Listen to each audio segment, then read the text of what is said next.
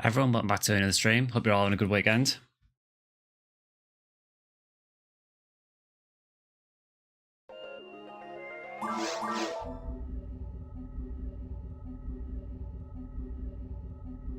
Hey, Mist.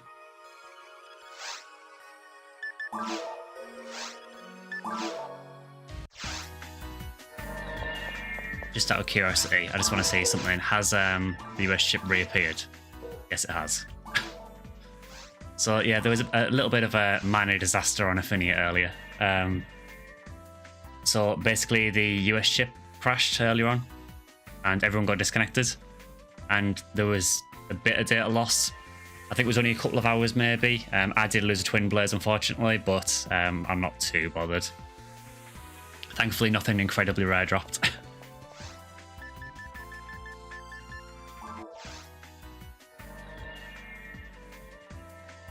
But yeah, so I think the plan for today is we're just going to keep playing Ephinea Blue Burst and just try and grind this event while it's on. So I think the plan is we'll try and alternate a little bit, but I do want to do at least some CLJ sword hunting and probably some Psycho Wand as well. Hi Vector, you alright? So just for anyone who might be new, we are streaming. Hi Zale, you alright? We are streaming on YouTube and on Twitch, so on my YouTube channel or on twitch.tv/SectionSkyly, so feel free to join wherever you want to. I don't mind which one you decide to watch on, but we are multi-streaming to both. We are playing on Ephinea Blue Burst, and if you do want to join us for any games, the password is always stream, and we always play on Limbo Race Block 2 Lobby 21, assuming that lobby hasn't crashed.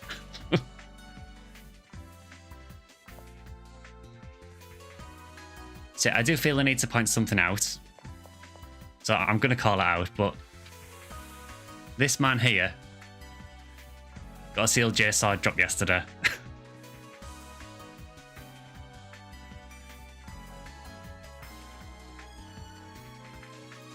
Hey, Drac. Yeah, so we did some grinding yesterday and we actually managed to get a CLJ sword to drop. So yeah, huge congratulations to Vector for getting that. So I'm assuming now the game is to get that unsealed. I don't think it has any hit. I think, was it about 35 A Beast, I think, Vector, around there? I did put some pictures in the Discord of the banner dropping everything. It was actually really funny because we got obviously the banner for the CLJ sword dropping. And then it's 35 A Beast, okay. We got the banner for the CLJ sword drop, and then another banner scroll immediately after from one of the GMs on Ephinea, and it basically said something like, "Can whoever is tipped over the CLJ sword vending machine please stop? We need to keep some for everyone else."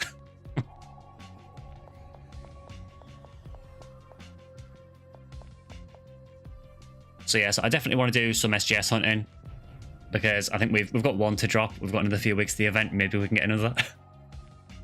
And maybe do some Psycho Wand hunting, and if anyone wants to hunt Heaven Punisher or Red Ring or anything like that. I think we just go ham on all the Uber rares, to be honest, and just hope for the best. Speaking of which, there's a banner. Oh, it's a level 200 banner. Yeah, just a very quick channel update before we get started. So a video went live early today. Oh, thanks for the membership, Mist. I appreciate that. Just let you know, I have got the YouTube alerts turned off at the minute. It's just because Twitch don't like you showing YouTube alerts. But yeah, thanks very much for that, dude. I really appreciate that.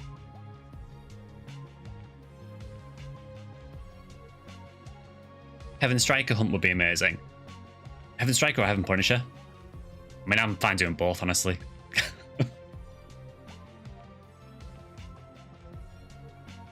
No, unfortunately, you don't start out with a green nil badge.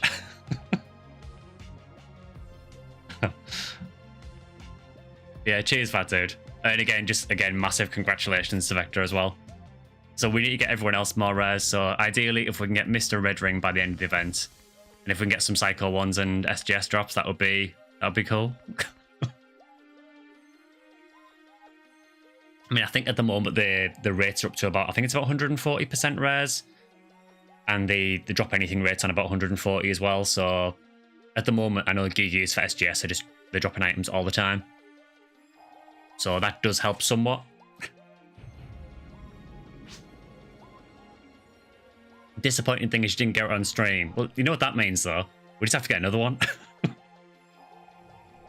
Yeah, if you do want to see pictures of the drop and everything, I did put them in the Discord, so feel free to join us over there as well. I think there is a link to the Discord in the description of the YouTube. Hi, LGP. LJP even. I'll get it right one day. You got PD by a Sork on a TTF. Is that a Psycho wand, or is that a... Actually, no, you're green on you, so is that Handgun Gold? You're also dying because of heat. Oh, it's a Psycho one, PD. Oof. To be honest, though, at least you didn't get a Psycho wand and then lose it with these US ship going down. As I say, I lost a Twin Blaze and a Sorcerer's Arm, but I'm not too bothered about it. Kind of sucks to lose the Twin Blaze, but I can live.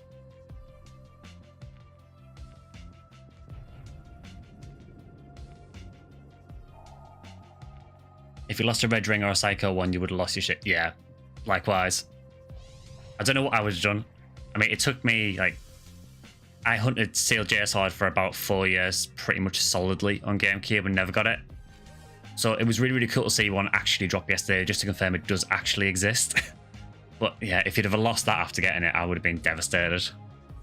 I probably would have just quit the game, honestly.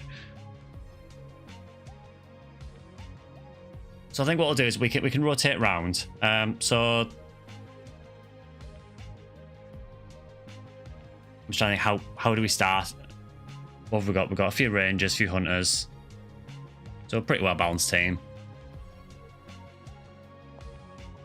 As usual, I think I said as well, but if anyone else wants to join, just feel free to join us on Limerus, Block 2, Lobby 21.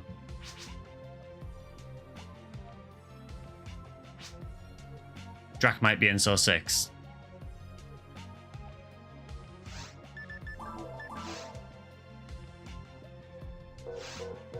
You've never lost an item due to a glitch or bug, you feel blessed. I mean, on the console versions, it was really, really common.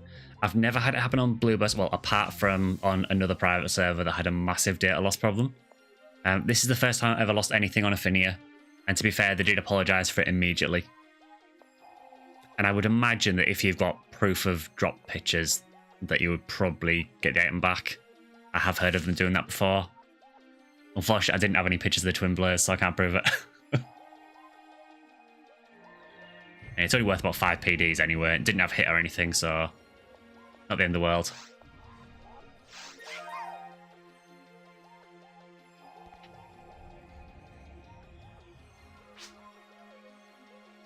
Yeah, nice to see you, dude.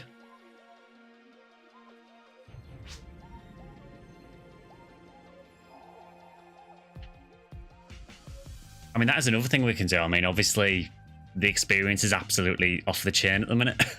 I think we're on about 185% experience.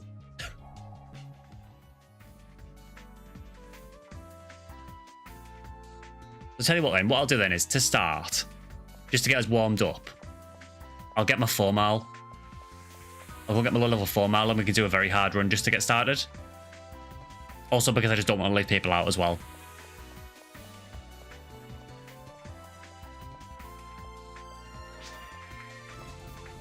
You can unseal the J sword. Good luck with that.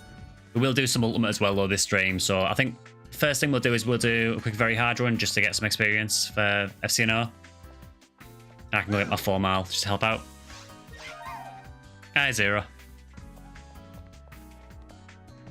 So I will go and get her now. We'll do a very hard run and then we'll maybe switch up and do some SJS and P1 hunts. Sound good?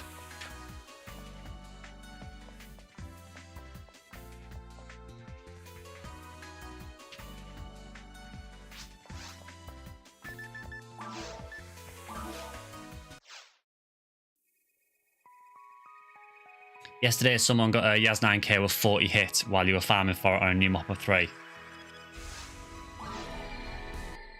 You feel like you missed a heads up about the stream? I mean, to be fair, I stream every Sunday.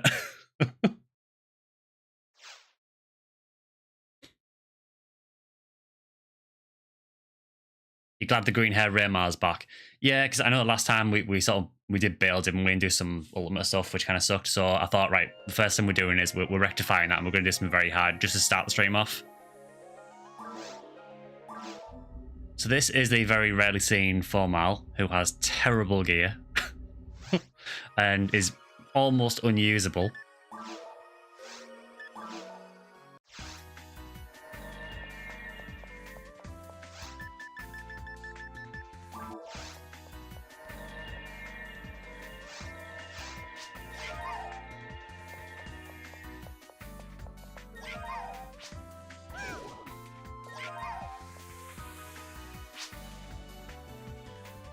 Nope, another banner.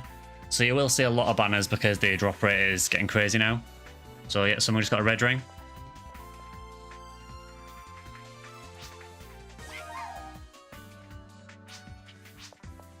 Yeah, what you have to think, Miss, though, is remember with the SJS yesterday, someone got an SJS at the beginning of the run and then we got one. So maybe that's a sign that we're going to get a red ring.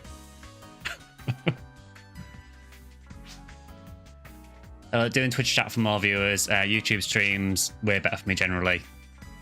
Streaming it to TV via YouTube. Oh, cool. Oh, a few guys in chat been playing some Warframe as well. Yeah, we were discussing that a little bit. I might check that out at some point.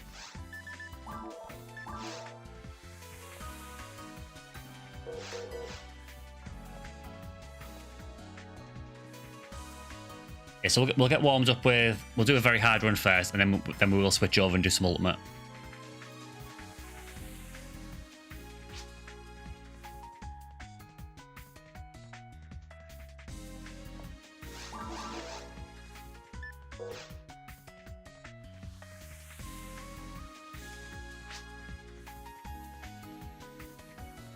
Yeah, we've got one more slot for a very hard game, just for some leveling if anyone wants to join.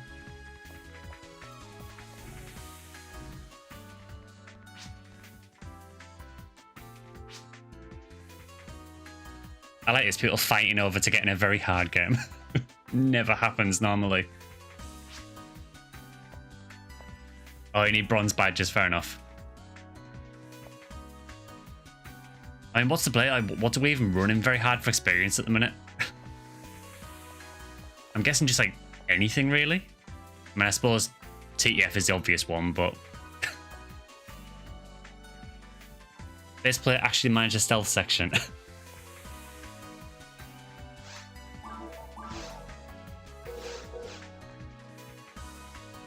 I'll tell you what then, I'll make a TTF. We'll just start with a quick TTF run.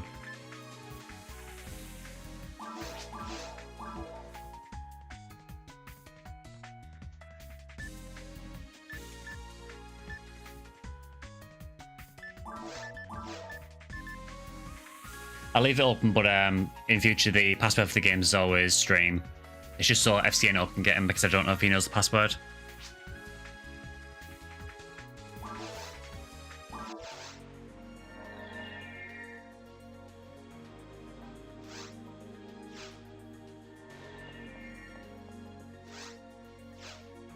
Hi, Pickwood. I love that. We've got a level 200 rare cast. Just an absolute carry. To be fair, I do need it with this character, and I do appreciate it. And there's another banner. What have you got? Oh, it's only 1975 Agito. Don't care about those. I don't think you are taking a space, no. I think there is just 3 of us, as far as I know.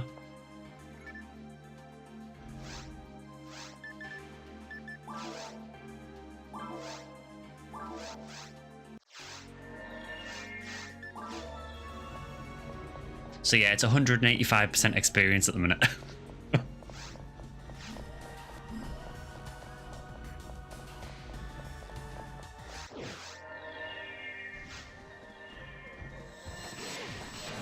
Also, don't expect any shift or a D-ban because this character literally can't learn it. She does not have the mental strength to be able to use any of the discs that I've got for her. She is absolute poverty formal. Oh, someone got a lame Dagent with 20 hit. Very nice. Oh, got a badge drop. I'll take those. So let's see. So we're on 12,000 experience to level now. Let's see how long it takes to get that. Yeah, that lame drop was from a Sinnoh Red. So that was the... I think it's the new Yellow Bows drop, isn't it?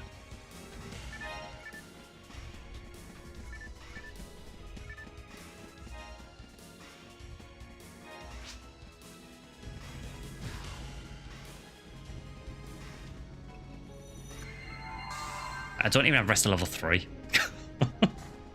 It's like the worst force ever. The problem isn't that I don't have discs for it. I've got tons of discs. I just can't learn any of them. Even using a mind mag. Just nowhere near.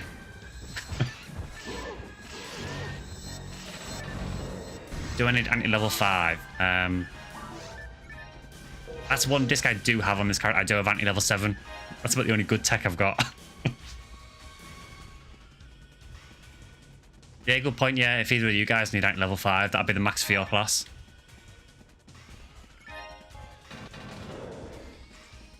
This is the perfect time to level up. The problem is, Pickerwood, it's the perfect time for everything at the minute. So it's a perfect time for leveling. It's a perfect time for finding rares. I mean, the experience in Ultimate is just ridiculous now.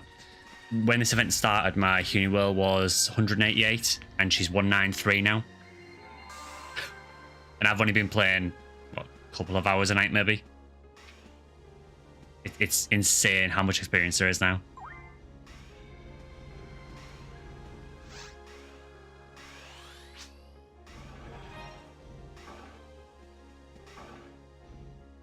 Yeah, I mean, yeah, Manus was level 85, and what are you now, about 140?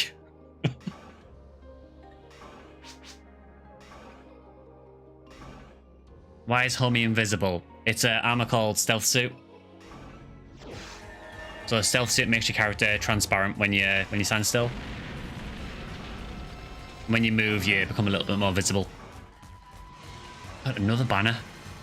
This is what I mean about the drops at the minute. That's another level 200, which again, I'm not surprised about at all. So I'll pretend I'm doing anything.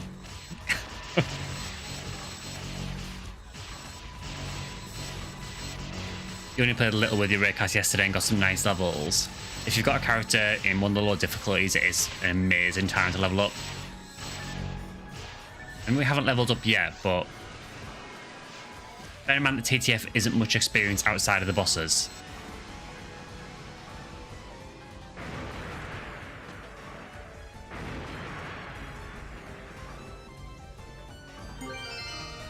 So there's one straight away. We got a Yamato.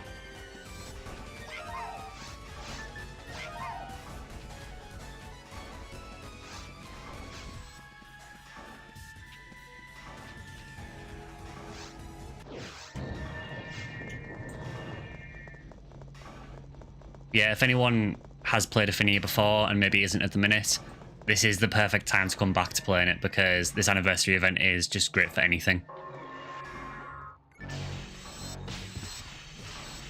I can't even hit anything.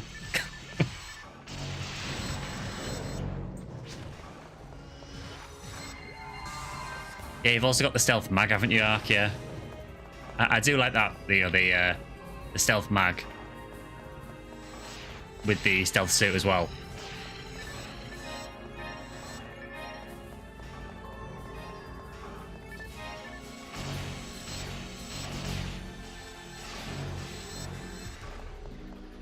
For anyone watching, this is not how you play Formal. I have not much choice. Funny thing is, I do actually have a Rambling Mayfair already. I found one a couple of days ago. No hit on it, unfortunately, but I got one. I'm just nowhere near using it. I always wondered, can you actually kill the dragon by doing enough damage to reach 0 HP while he's invincible? I'm not sure. I mean, I've never seen it happen. When you look at the health bar, quite often it will go to what looks like empty, but then it'll fill again straight away. So I think when he's downed, I think it might be like a hard HP lock. Yeah, I don't think it's possible.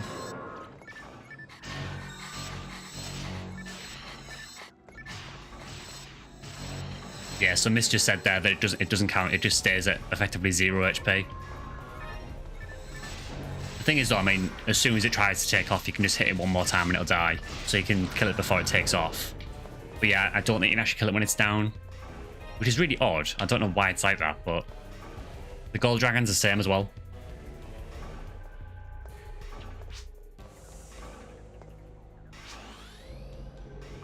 You can cheat Condrio.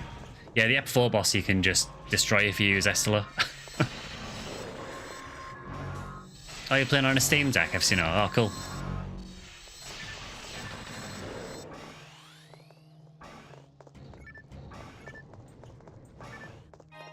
you need to do over 9,000 damage to kill it.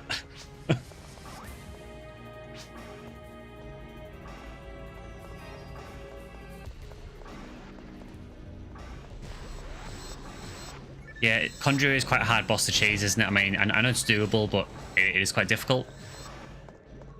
Another main way that people do it is by using Estella with like massive Photon Blast boost, with, you know, generally with a Hucasia with like 4 Proof of Sword Sense, boost their evade through the roof, because Estella's damage is based on evade.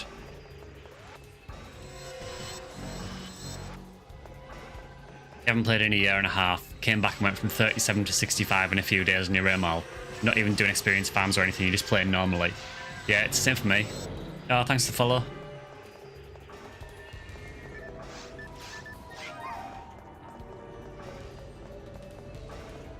Yeah, it's crazy at the minute. I mean, I haven't been trying to level my Hunu well, and she, like I say, she's gone from 188 to 193. It will be sad when this event ends and we have to go back to normal rates again.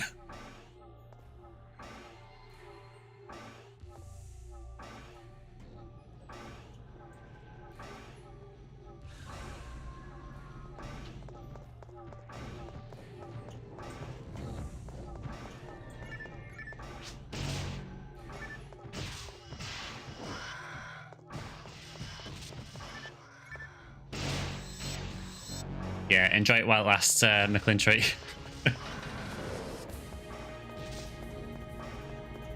Thanks for dropping by as well. I don't think I've seen your name in chat before, so...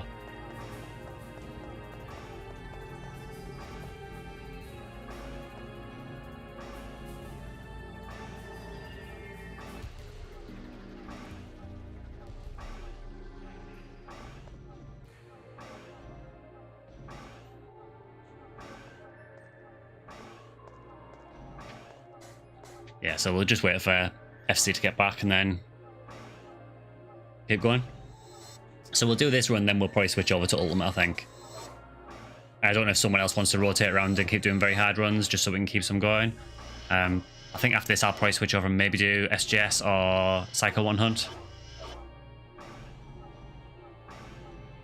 Started watching your videos around Christmas last year when I picked up a broadband adapter for your GameCube PSO. Never made it to a stream until now. Oh, cool. So do you still play GameCube Online then?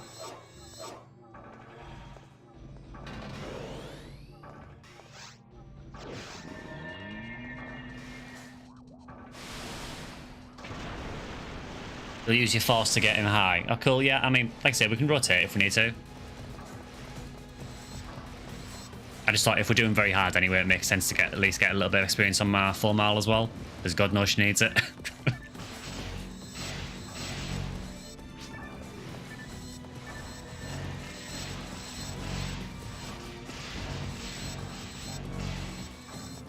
Yeah, he acts slightly differently in the low difficulty, doesn't he?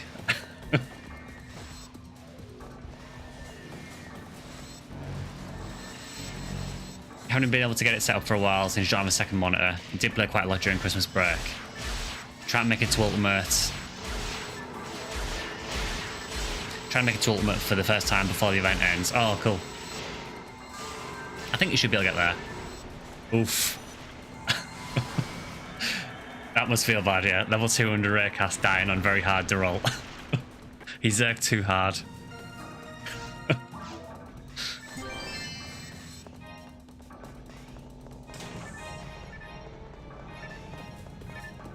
It's random photon drop. Take that. It's always really funny when you see people using Berserk and they go way too hard with it and end up getting killed.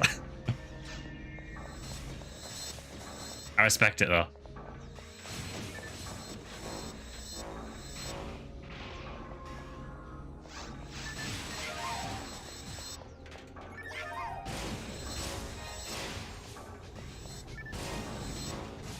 Yeah, this character is terrible at the minute.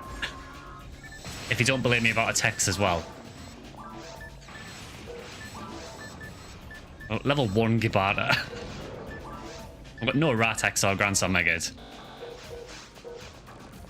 Problem is, because I don't do low difficulties that often, all of my tech discs that I've got are basically like level 27, 28, 29.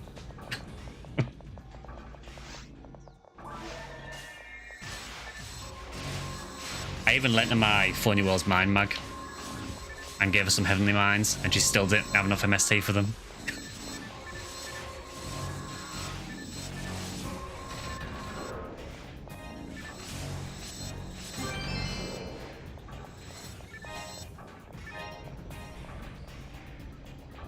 Could run TTF crazy fast. Your rate mile's pretty good right now for soloing. I always feel like it's kind of just less fun to optimize the game like that. But believe me, McClintry, it's not just a you thing. A lot of people really don't like running TTF.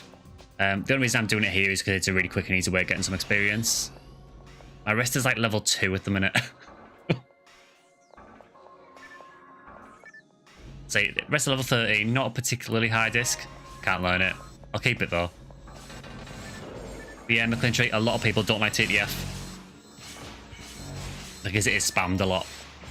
The really funny thing is though, at the minute with this event on, because the experience is so good anyway, a lot of people are just not running TTF. Is my 4 mile really that bad? At the minute she has 313 mental strength. Admittedly, that is probably because I'm using my Uniworld's old mag. I don't have a spare mind mag for it yet. I do have a min-max 4 mile mag ready for her. But 4 mile min-max mag doesn't have much mind on it. And has less attack power. So it actually makes me worse at the minute. So I'm basically using this mag until I can get by using her min-max mag. And then she should be a bit more well-rounded. She's just in this really awkward place at the minute where she needs to use my Uniworld's old mag to do any kind of melee damage. But using the min-max mag, she still can't really use text that well.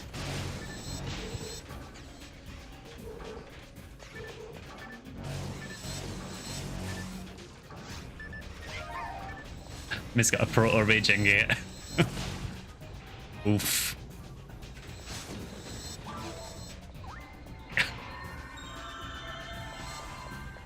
Yeah, she's awful at the minute.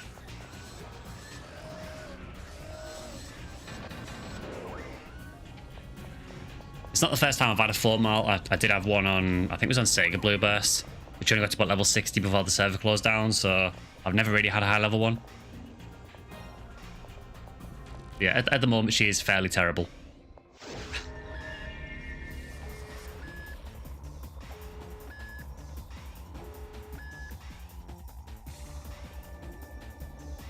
But yeah, McClintry, I know back on the Sega servers, thanks for the follow as well, by the way. On the Sega servers, when I was leveling my Uniworld, I didn't really run much TTF because I wanted to feel like I'd sort of earned the level 200. So I didn't really run any TTF with her, and I also didn't run any like boosted experience events. Now that I've done it once, now I don't really care and I'll run anything.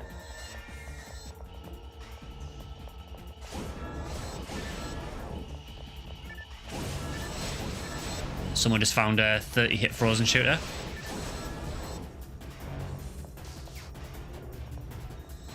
You want to say you got to like 80 but didn't have access to ult?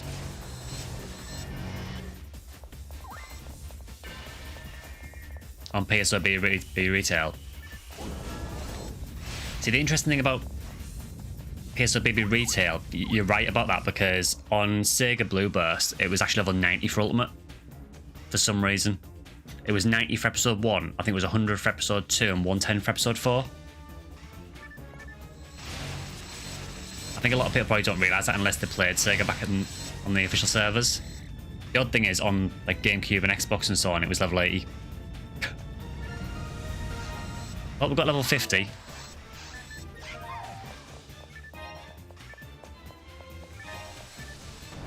First time's like a huge accomplishment. I think you do the same once you have one character reach 200. You got to crash on Lord. At least you weren't on earlier when the US ship crashed.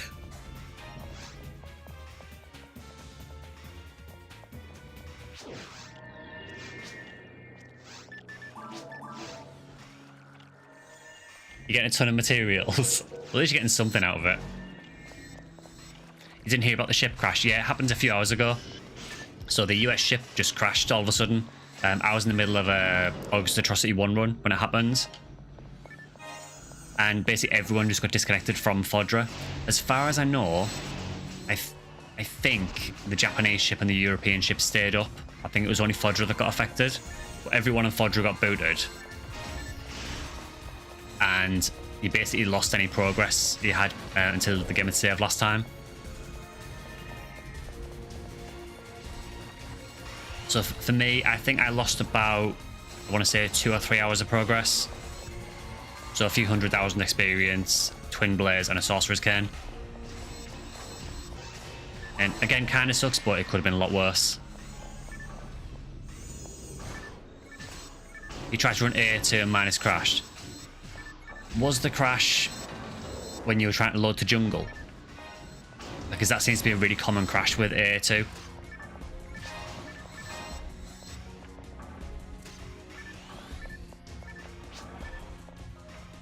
Gillen 15, I'll take that. Unless one of the Rain Mars needs it.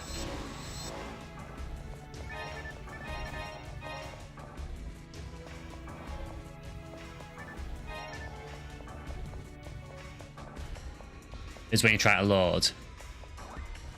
Oh, actually loading the quest.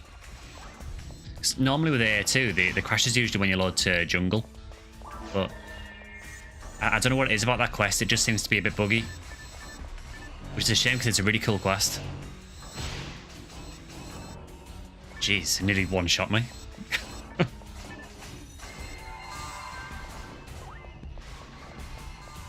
Oh, it was on entering jungle.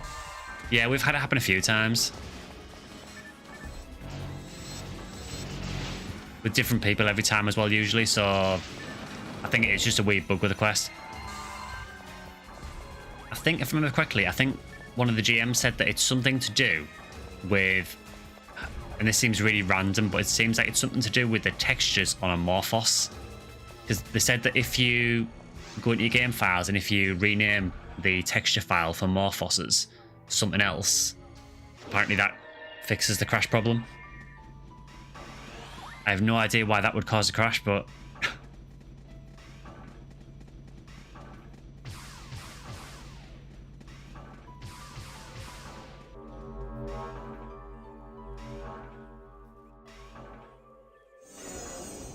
I mean, Fault is going to get destroyed because we've got 2 really high levels in the team, but I mean, if I get hit, I'm dead.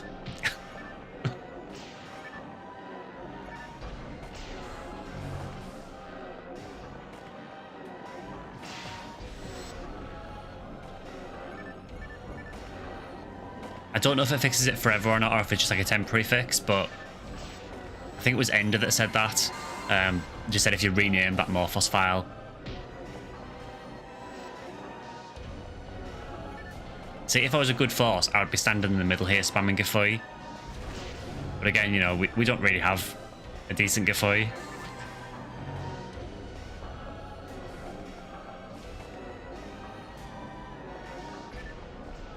You never put together the fact that all the faces here are Pioneer 1 until you watched a lore video a few days ago. Just thought it was like some interesting choice of decor. Yes, it is very much Pioneer 1.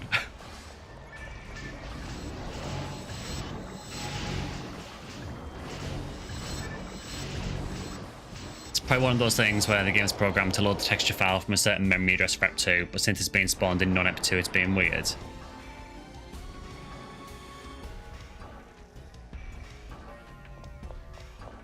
You just thought it was Sega always having some entity beyond recognition as a final boss like the Sonic games.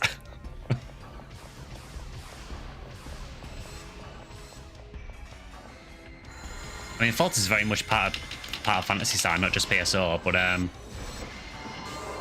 yeah, the faces are very much the inhabitants of Pioneer 1. Not to spoil the entire episode 1 lore playthrough, but you know, the game is 20-year-old now. Well, nearly 25 actually. Moving lifeless faces do wonders for the Feng Shui. Kind of terrified that you were going to one-shot me. So what I'm going to do is I'm going to stand next to someone in case I get killed.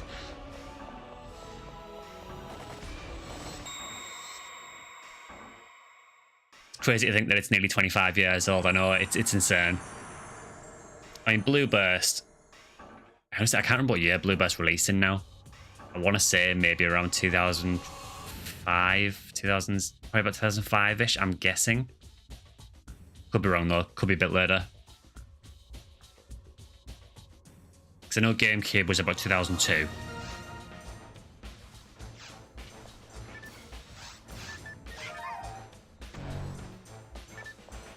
Great thing is, Miss, you don't need to worry about a red ring banner on this one.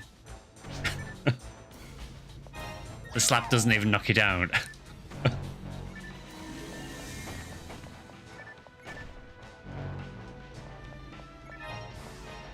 Well, we've got a few levels. We're actually quite close to the next level as well, actually.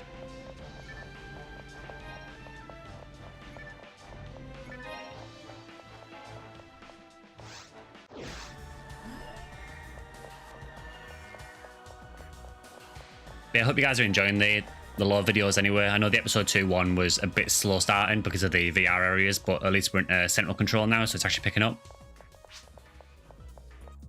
You got 2 power materials and 3 HP materials out of that. That's better than most ultimate runs.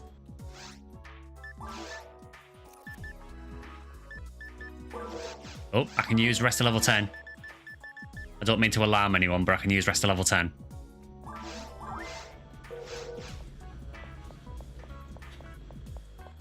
You wonder if the US ship crashed because there's over 500 people on for the event, most of it's in Fodra. Soda Boy posted on the Discord, actually. Apparently it was something to do with the... I think it's something to do with the back-end database. Apparently it got full.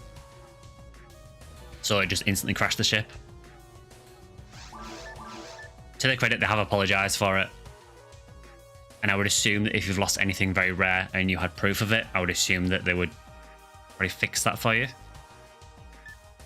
Unfortunately, I don't have any proof of the Twin Blaze drop, though. Not that the Twin Blaze is massively rare or anything, but...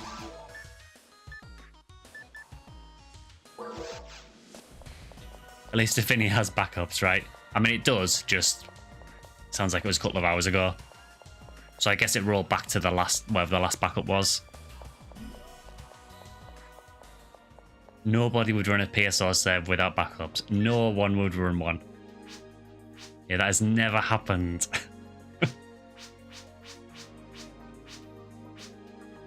Show them the SJS banner from yesterday.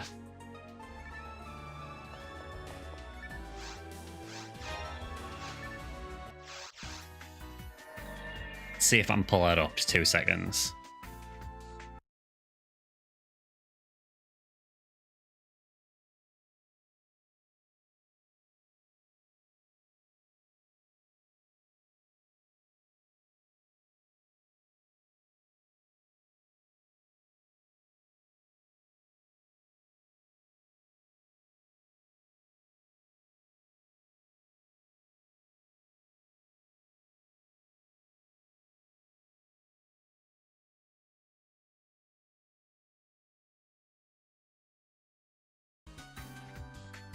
Yeah, there you go. There's the drop from yesterday.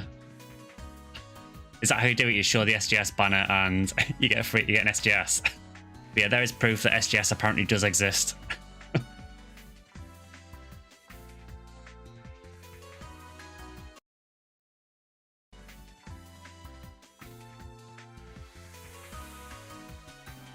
Is 3 people with your proof? I mean, maybe.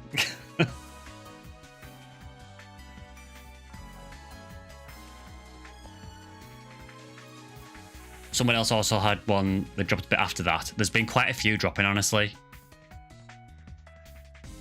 Vector just absorbs everyone's luck. I mean, Vector has had some insane drops in this game. To be fair, I think a lot of us have been quite lucky, honestly. I mean, I can't say anything because I got a red ring drop, you know? It's like, I feel like I don't really have an excuse to complain.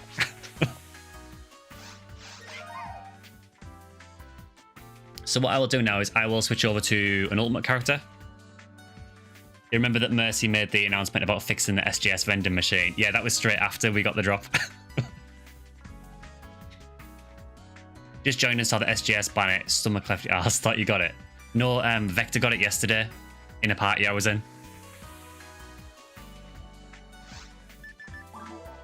And how are you doing, Deployable? Hope you're doing alright. Yeah, so I will go and switch over to the Hunuel.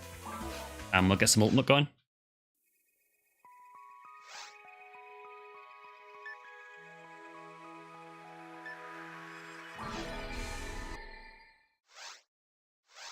Actually just realised I need to log back onto one of my other characters because I need to put in the command to switch to my first characters. Otherwise I need to close the game and reopen it.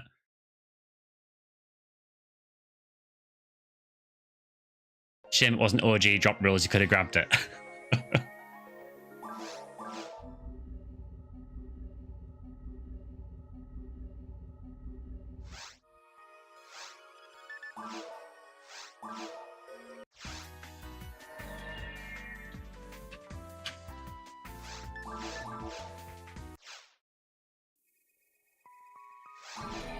I love the quality of life changes on Ephinea.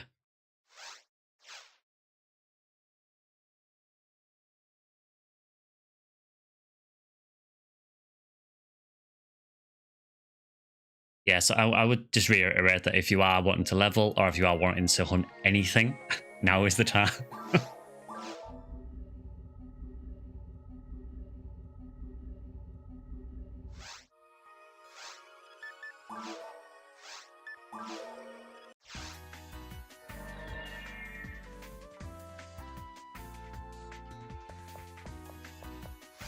If there's one more quality of life thing I wish Ephinea had, it would be the 4 palette options that Silverrun has, where you can use the right thumbstick on the GameCube control to switch between them. That'd be really cool, actually. Particularly if you're playing a Force or something, that would help quite a bit. What time is it here, by the way? It is currently 12 minutes past 7.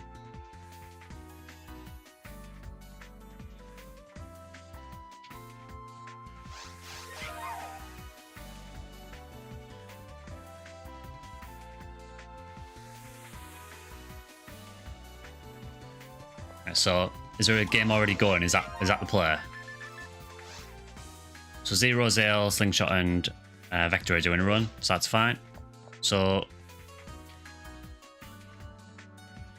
can we start off with the Skylight Tower just because I need to get my copium filled for the day?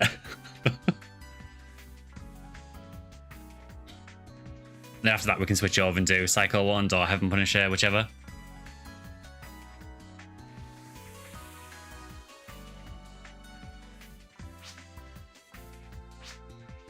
I won't make you do Twilight. We did that yesterday, and although that is where SJS dropped, it was rough.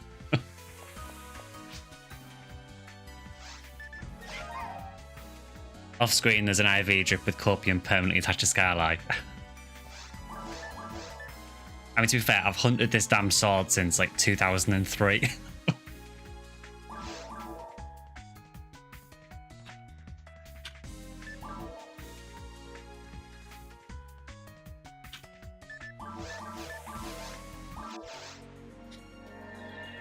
Twilight, anyone, that's your 2 requests for the stream.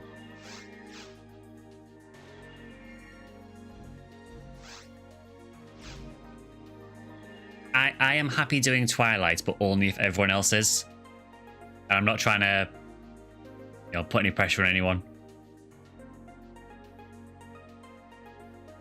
Lynn LJP, he requested it. But I am happy to just do Max Attack Tower as well. That is totally fine. Twilight is honestly, it's not too bad until you get to the last part. The last part is just so unfair. Better to do max attack twice. I mean, that's another option. We could do that if you want to. I just want to make sure we're getting a fair shake of all the drops. So I don't just want the entire stream to be SJS hunting. Well, I do, but I also realise that people want other drops as well.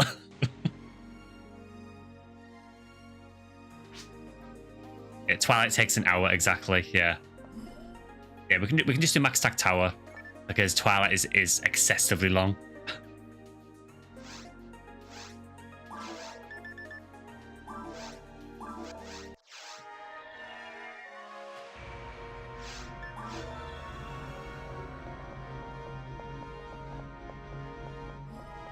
Alright, so first of all, fingers crossed for CLJ Sword. Second of all, fingers crossed for no more ships crashing.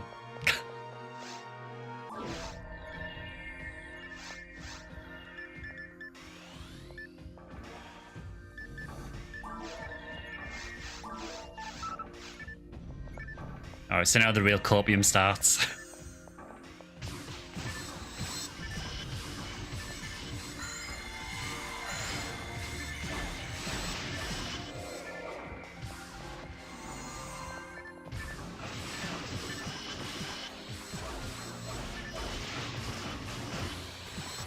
I still find it really funny in PSO that I've got tons of rare weapons with me, but my weapon of choice for this is to use a normal ray gun that happens to have a demon special.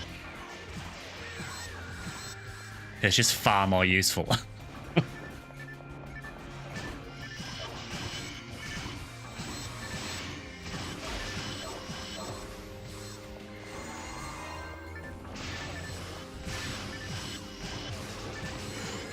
Well, it would be useful if I hit. To be fair, the Ilgils do have ridiculously high evade.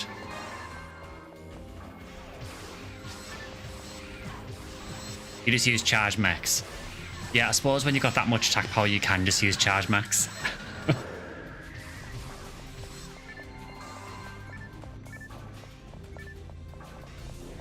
I can't remember what Raycast attack power max is at now, but I'm pretty sure it's higher than Hunuel. Power of money. 1350. Yeah, so that is higher than Hunuel.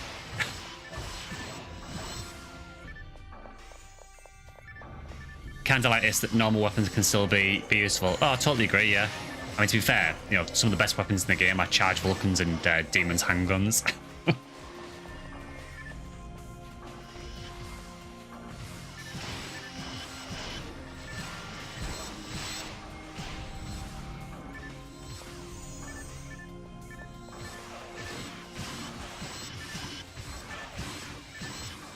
It only took 11 years to appear for somebody else. Yeah, I mean, to be fair, I know I quite often say that I hunted SJS since like 2003, but it was not constantly. You know, I did take breaks, believe me. Close to level 200, I am getting there. It's because of the experience at the minute. It's so high at the moment that I'm just power leveling, which is crazy for 190 plus.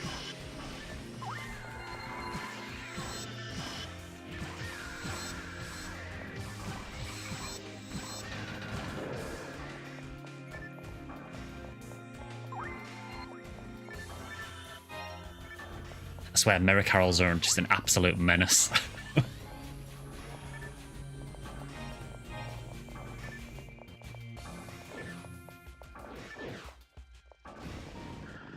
F2 music never gets old. I love the central control music, I always have done. Oh, I couldn't see the projectile.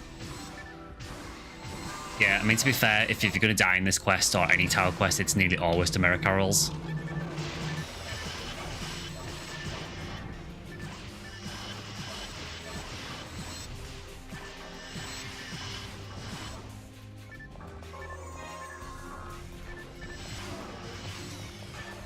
That's a pretty evil spawn.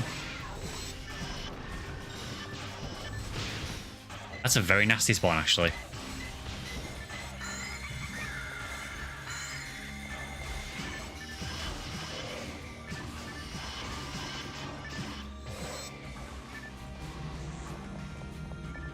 Really do not like Ilgils. They look really cool, but they're some of the most annoying enemies in the game. It just feels like they gave them everything, you know, we're going to give them an instant kill attack, incredibly high defense, and incredibly high evade. And give them a charge where they're invulnerable when they do it.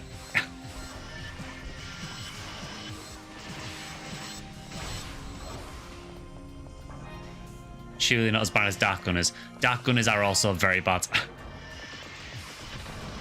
They depend a lot on class though, because if you've got the means to freeze them easily or paralyze them, that takes care of them quite easily. But they are really annoying otherwise.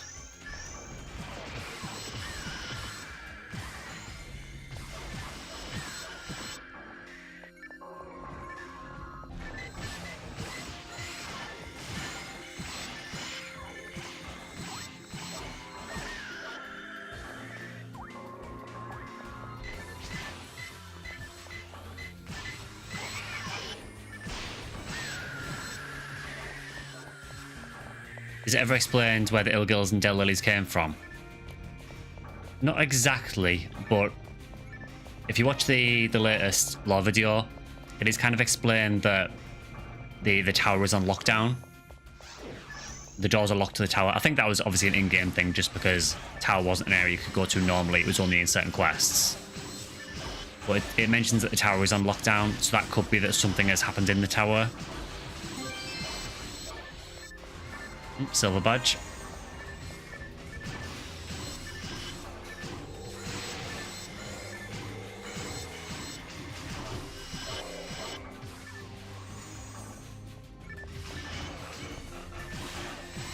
And the Dell Lilies, I'm going to assume that the Dell Lilies are probably... Obviously, we know we've already got the Lilies anyway. I'm going to assume that the Dell Lilies are like a de facto mutated version.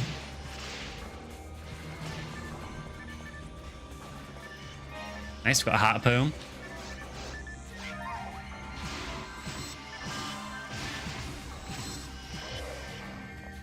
Heart of Poem is probably one of the coolest looking weapons in PSO.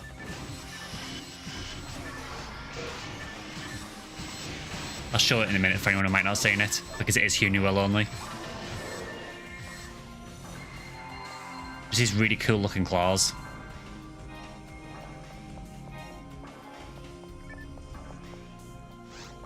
Unfortunately, they're a claw, so because they're a claw, they're not incredibly useful, but they're just cool.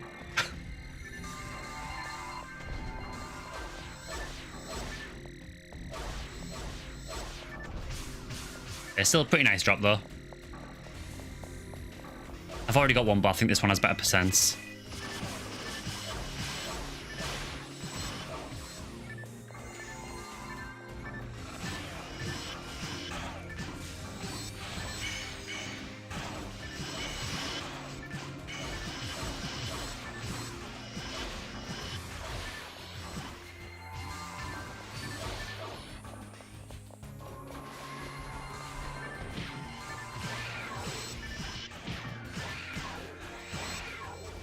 When you get into Ultimate, you want to hunt for the Anno Rifle just because it's Gundam. I don't think I've ever had an Anno Rifle. I think it's one of those items that doesn't drop from many things. I don't know if it's specific to one section ID or if it's only a couple of IDs that get it. But no, it is fairly difficult to get.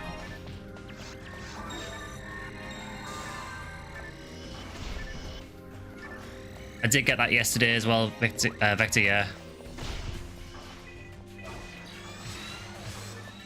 Also, really dumb question, but how would you pronounce that? Is it Rika's Claw or Rika's Claw?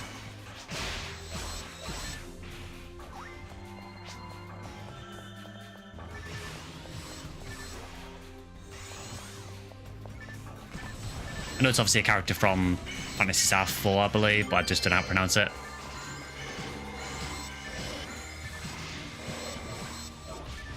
Looked it up, it's Greenhill, Redria, and Oran. Greenhill and Redria, Sinozors, and Oran's Epsilon. You say Rika, okay. I would say that would make sense for Japanese, but I know in Japanese I think it's called Foul Claw, because I think, again, am I right in thinking that she's called Foul in Japanese version? Because I know in the later games when they brought the weapon back, they called it Foul Claw instead.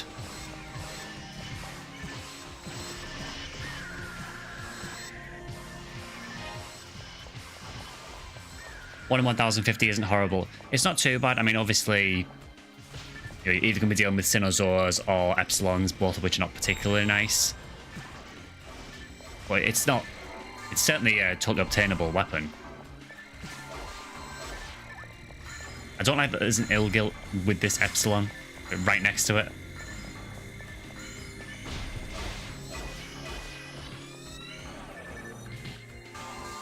Yeah, that was like terrible spacing. The Ilgil just basically body blocked me.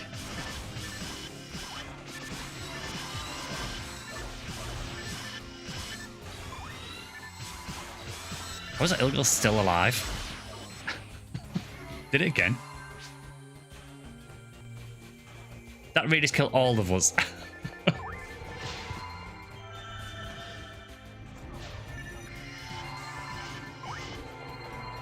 Yeah, Ilgils and Epsilons together is one of the worst combinations in PSO.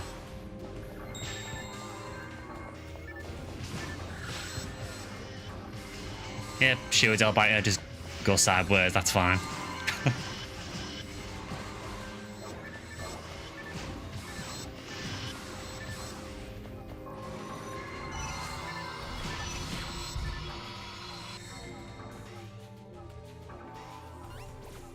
I'm guessing they both did twins that.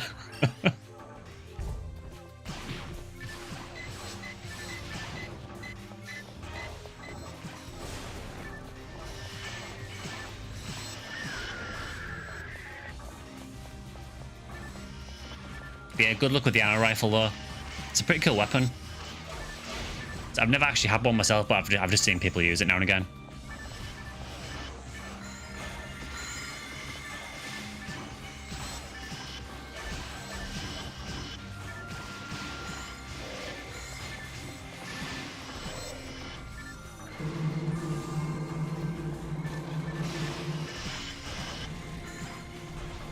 You seen it once the last time you were playing Ephinea. You gotta make it to ultimate first though. It shouldn't take you too long, honestly. I mean, again, just with how insane the experience is at the minute, you can honestly get to ultimate fairly quick.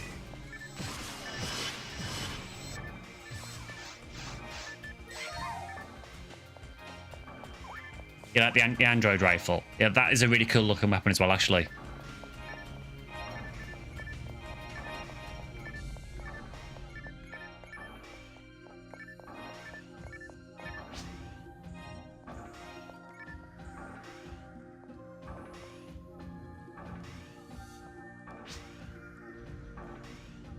If you're arranged to get a frozen shooter ASAP, I mean, that is just, yeah, sage advice, you know. There is an Anno Bazooka as well, yeah. Anno Bazooka looks okay, but it's not particularly strong.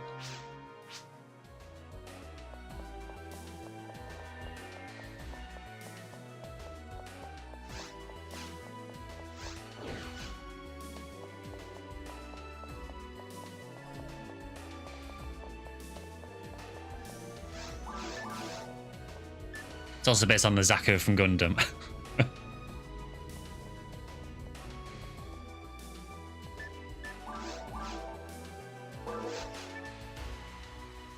Smabby has a few Annos if anyone wants one for free. There you go.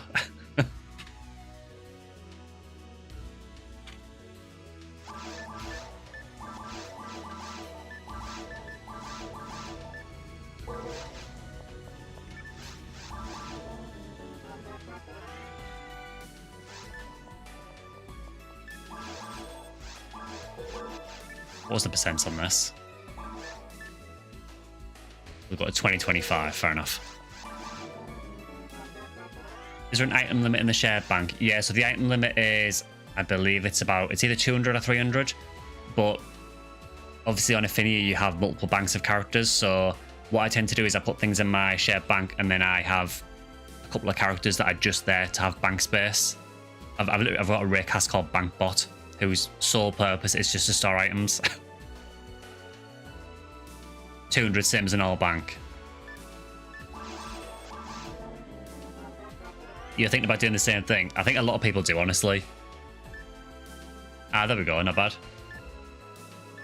Shim no hit, but last 4 slots are just bank characters.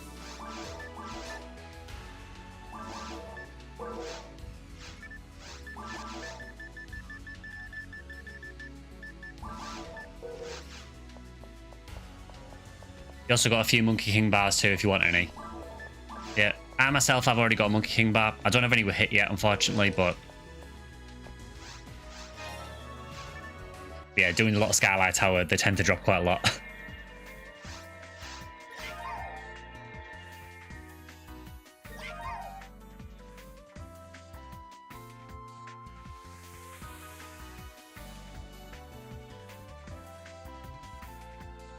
To be fair, you can have 16 characters. I think you can have more than that now, actually. I'm sure. I think you can have up to 32. I could be wrong on that, though. Again, I'm not sure why you would necessarily need 32, but I suppose it's more bank space.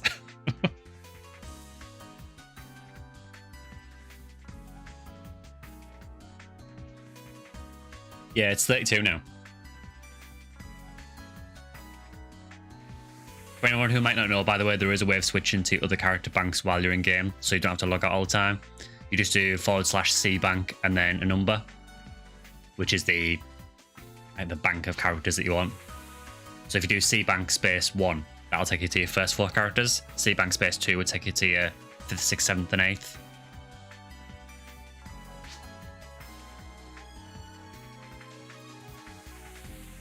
Alright, so apparently Smabby has set a Fodra 1 lobby 23 for a free anno. So if anyone wants an anno, go there.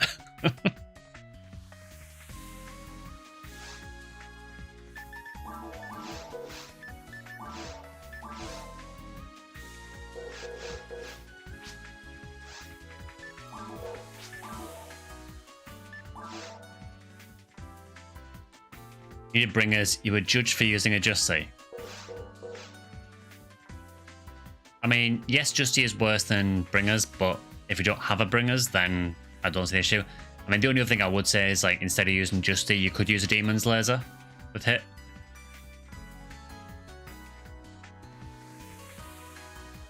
Yeah, and as LJP has just posted there is a link to the Discord, so we do have a Discord, so feel free to join us over there. We do play off stream as well, and we do also discuss other games like Monster Hunter as well. So if you're interested in that, feel free to join the Discord.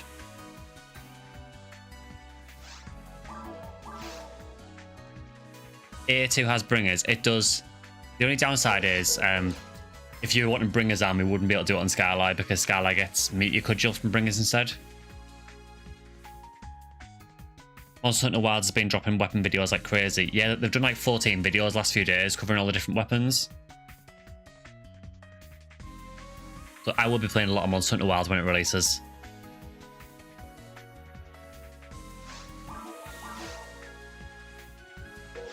So we can switch it up. So we've done a Skylight SJS run. So we can switch it up and do something else. Dual Blades does look flashy. I mean, it always does, but it looks even more flashy this time. Never going to Monster Hunter. Only played a little bit of the original through emulation and the free trial you get on the 3DS. I respect it. I mean, if Monster Hunter World's ever on sale, that is well worth playing. Rise is pretty good as well, but I personally prefer World.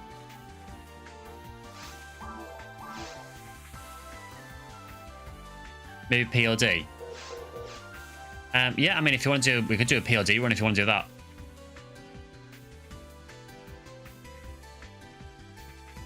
What weapon would you recommend for a noob? A noob to Monster Hunter?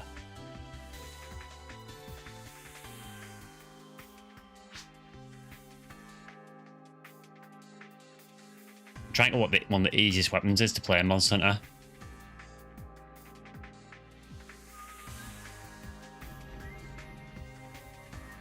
I mean, Great Sword is literally use tackles and true charge / that's about it. But yeah, Lance is a very safe weapon. You know, if you're not sort of confident, you can just sort of throw your shield up and just block pretty much anything. Longsword is pretty easy as well. I think the only downside for new players with Longsword will be getting used to the counters. But once you know the monster attack patterns, it becomes a lot easier. The only thing I would say is, if you're playing Longsword, stay near the tail.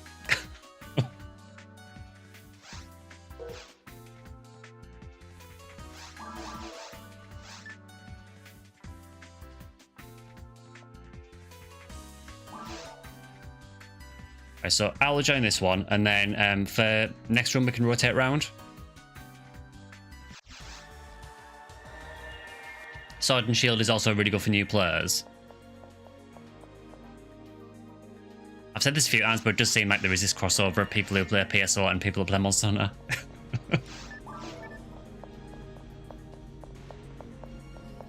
I personally mainly play Insect Glaive and Lance.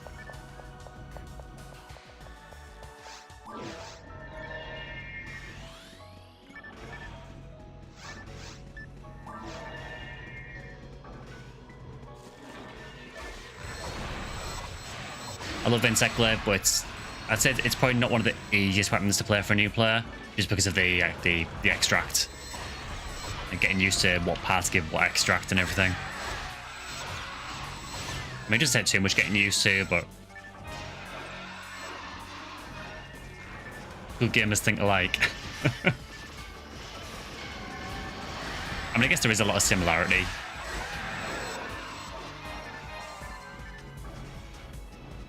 We all need Monster Hunter when Wilds launches. Yeah, because Wilds is also going to be crossplay as well, so doesn't matter where you play it. I mean, you do hunt for things in both games, you do. Elemental Discharge on Switch Axe always makes me happy, especially when you stick the weapon into the face of the mob.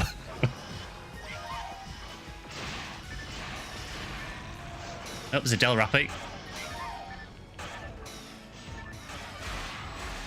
There's the rare enemy boost in action.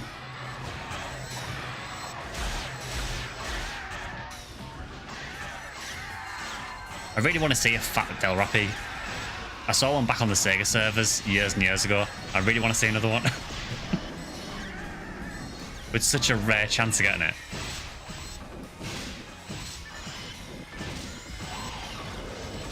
It is crossplay finally, yeah. So yeah, they confirmed it that it is going to be crossplay.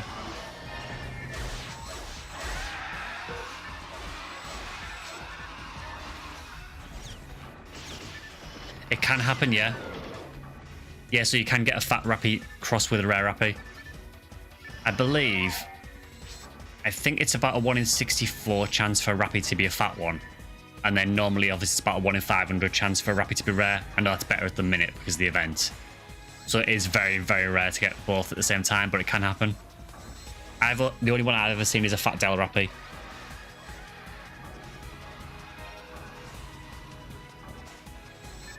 I like how we're just all camping this Del Rappy. I don't know why I bothered for a heavenly look. I mean, it's something.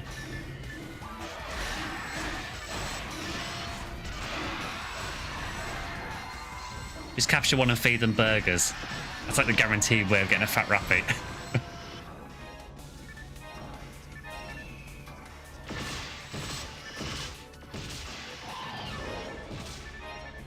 I think we all got the heavenly look drop there.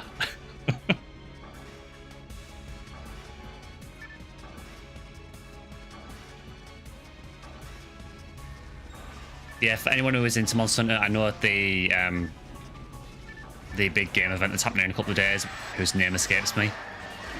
Whatever Jeff's latest event is. I can't remember if it's Gamescom or I think it's Opening Night Live or something like that. They have said that they are going to show a new trailer for Monster Hunter Wilds there, so let's see what we get. They have also kind of confirmed a new monster, sort of. Gamescom is soon, yeah. Yeah, they have kind of confirmed a new monster for anyone who's been watching the trailers. So the latest one for Dual Blades, the character that they show in the trailer is using what seems to be Congalala armor. So by that logic, it would stand to reason that Congalala is probably in the game. If you don't know Congalala, Congalala is a monkey that likes to fart on you.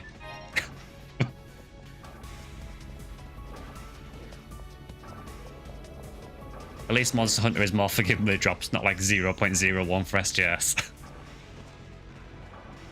Yeah, I mean, I guess like, the rarest things in Monster Hunter is probably things like, yeah, gems and mantles, isn't it?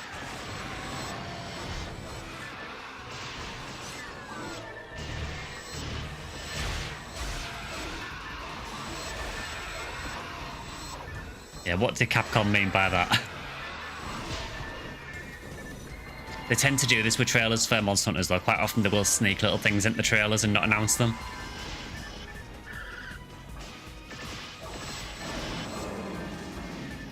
Yeah, what do they mean by a monkey that farts on you?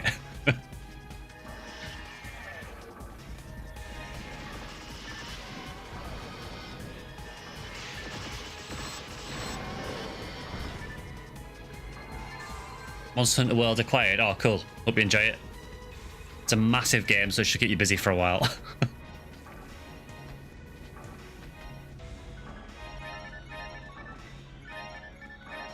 Yeah, World is fantastic, though.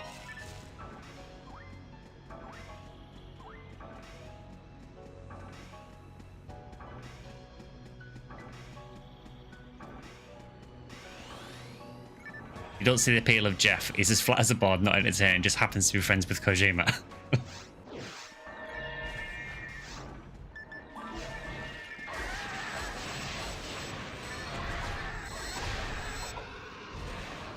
I think Wilds has a good opportunity with the setting to bring back some of the more interesting monsters like the insects that 4 had. I mean, Rise helped with that. You know, that is one of the only downsides with Worlds, I think, is that the monster roster, although I like the monsters that are in World, there is only a few types of them. You know, you don't have anything, you know, there's no crabs, there's no insects or anything like that. There's no leviathans. Whereas Rise did kind of bring a lot of those back in again.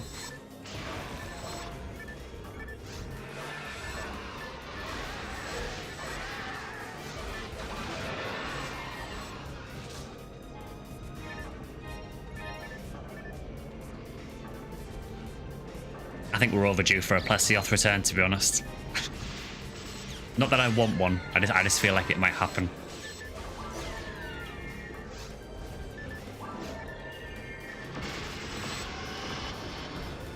Rise does have more variety for monsters, even GU. Yeah, GU is really good as well for that. I mean, GU is essentially like a greatest hits and Monster Hunter, isn't it? From like the old world style. You really don't know the suffering of Plesioth, you new school Monster Hunter player. Yeah, I've only had Plesioth suffering by proxy. I've seen people fight Plesioth and that was enough. I know all about the hip check. Yeah, no idea what we're talking about, so I'll smile and nod. I will get back to PSO in a minute.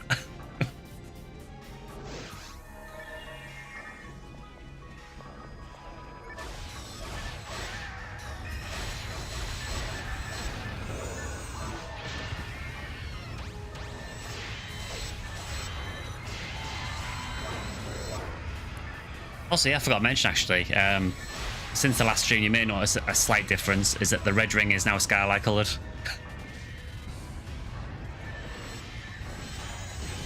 So as part of this event you can get silver badges, and the silver badges can be exchanged for a few different paints. So you can paint the red ring different colours. So after going over it for quite a while I decided to go with the channel branding and make it a Skylight badge, a Skylight red ring. The weird thing is that now it actually does say, it says red ring in the inventory, and even in the description it still says red ring, but it's cyan.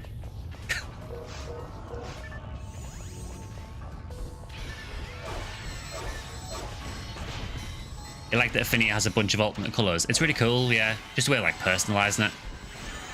You've also got things on Ephinea like the photon filters. So there are certain weapons that you can change the colour of the photon on. Or rather, I think it works on like the weapon hearts, the weapon camos. So, for example, if you've got a heart of flamberge, you can change the, the photon color on it, which is pretty cool. Cyan ring looks nice; it's still matching.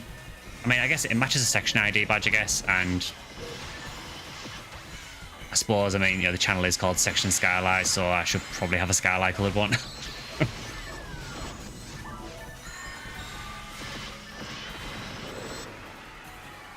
Yeah, I like it. I don't see too many people using this colour either as well, so...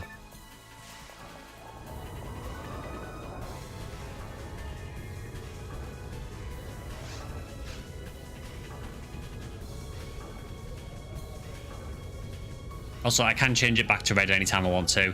If you've got paint applied, you can get a thing called a neutralizer, which lets you take it back to a normal red ring. So if I decided in future I didn't like it, I can change it. But for now, I'm quite happy with it.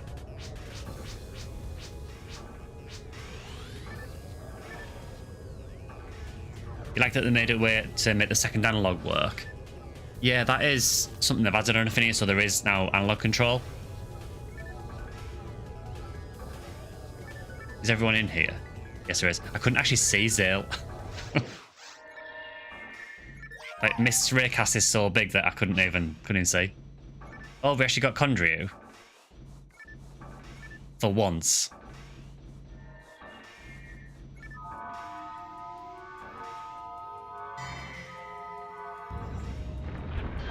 Neutralizer, yeah. Yeah, instead of saying neutralizer, my accent coming through there. Neutralizer. Right, time to get limiters. I would actually love another limiter for my Hunuel, actually. Because I didn't realize this, but limiter actually reduces the cost of spirit specials as well. And I use a 3084 flowers.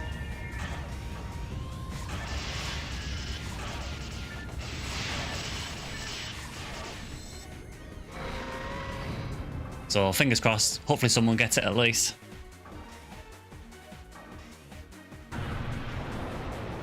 Yeah, I mean, Vector, I mean, that 3084 flowers that you gave me with limiter using less TP.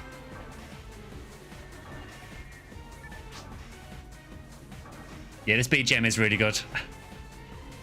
It's just nice to see Condry, honestly. I haven't seen him for ages.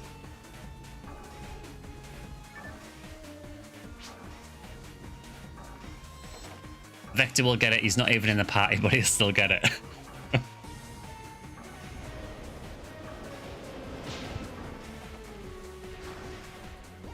See, one reason I like Hunuel is that even at level 200, I still get knocked over by the tornadoes, so I can't get instant killed by them, which is nice.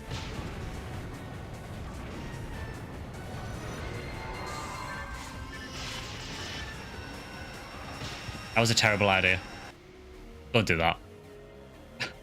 I had this moment of clarity there where I was like, yeah, I'll use Berserk. And I thought, actually, no, he's going to attack me now. I've received Berserk. I'm going to die.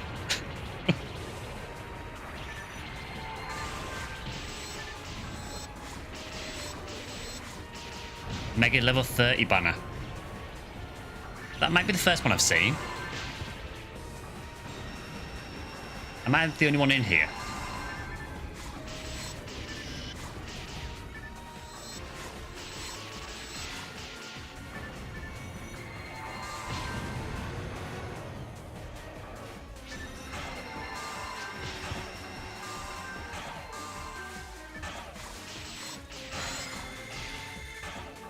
It's kind of awkward to berserk on this guy because he does the beam so much.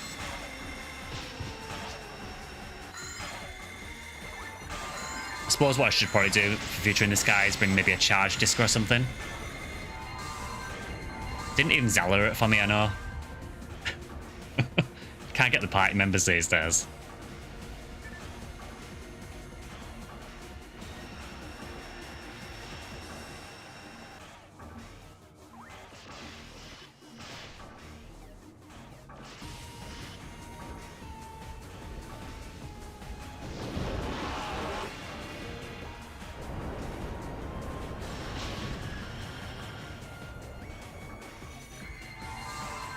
It's really not that impressive, that nuke, is it really? Nip 4 boss. I realise I am level 193, but I just feel like something that cinematic should do more damage.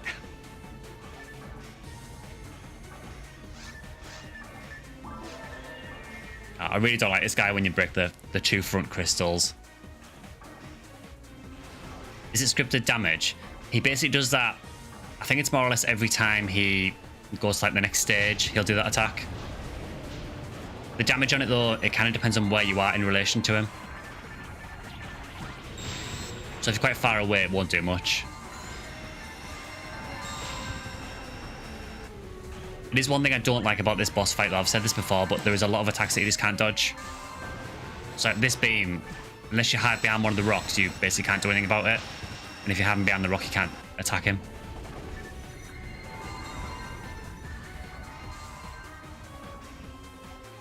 Mist already has a limiter from Gert. Well, might be about to get a second one. And what's the drop rate for limiter normally? 1 in 8. And we have 140% rate at the minute. So there's a chance. I mean, hopefully at least one of us gets it.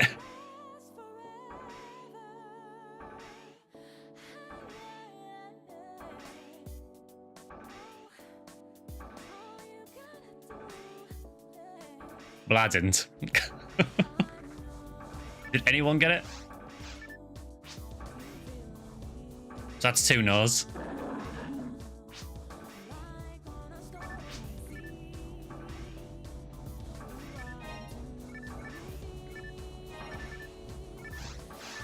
Oh, I did get one. Congratulations. So one of us got a limiter at least. So yeah, so Miss did get a second one.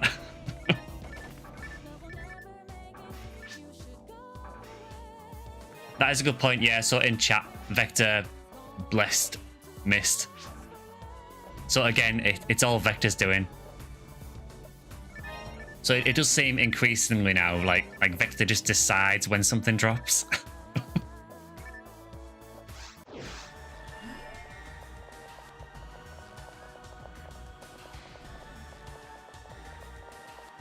So I did notice Vector in chat that he did that to me as well, and I didn't get one, so because of that, maybe I'm due for the next run. Trading limiter for red ring, no chance.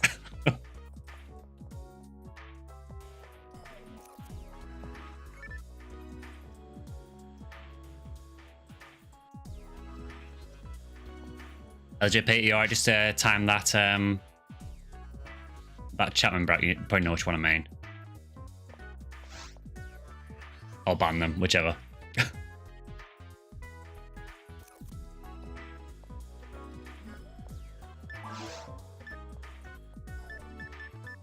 Oh, they're ditched.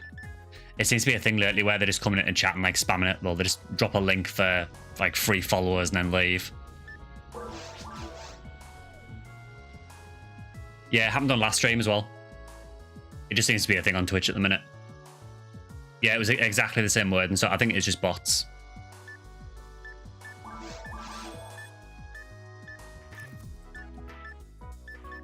Just on that as well, if we ever do get bot raided or anything, because it does happen occasionally on Twitch, just put the chat in emote only mode until it passes.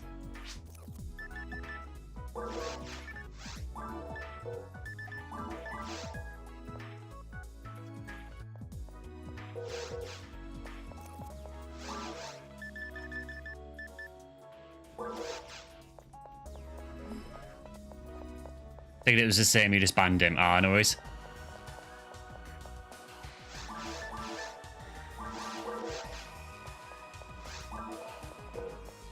But yeah, congrats on the limiter mist. So at least we got one.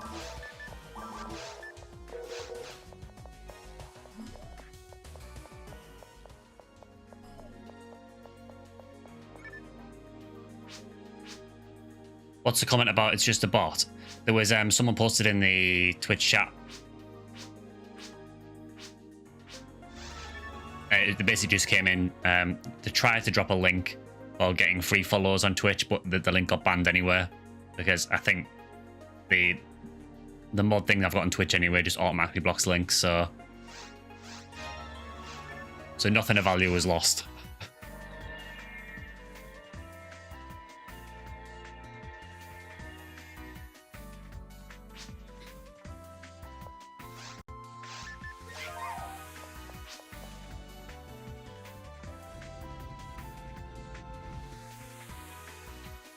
Oh, Minsk, say it. How many do we have? Do we have 8? We do. We have 8 people. That's great news.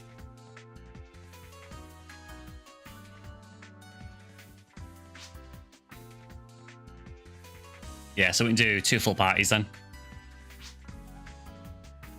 That's why I got a mod. So many people on. There is at the minute, Kuragaya. So at the moment there is an event on Ephinea. It's like an anniversary event they're doing, where there's massive increases to drop rates and everything, loads of experience. So a lot of people have come back to the game. But this is, honestly, this is kind of about normal for when I stream. We've got quite a few people who watch the stream most weeks, so... Free follows on Twitch, stream deadlock.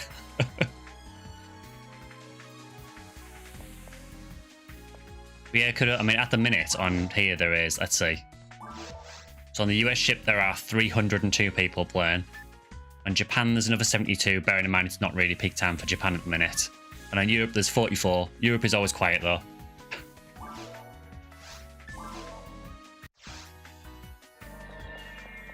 LJP doing the stream justice. He does good work. Yeah, I think that is the first ban, isn't it? I mean, no doubt with the way the bots work, they'll probably know the one will probably come back, but if they're just coming in and dropping one message and leaving, it's not too bad. But yeah, just keep an eye on it.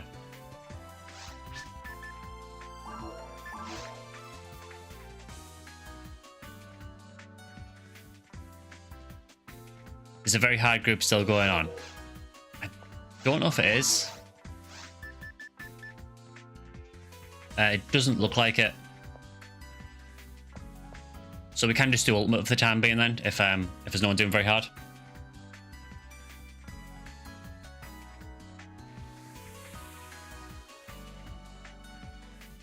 We do seem to have a lot of green here. Actually, Zil, have you changed section ID? I think, were you purple num before? I'm sure you were purple num, yeah. See, I do take notice. Yeah, I can understand you changing to green hill, but green hill's a really good ID. Yeah, we were doing a little bit of very hard earlier, Minsk.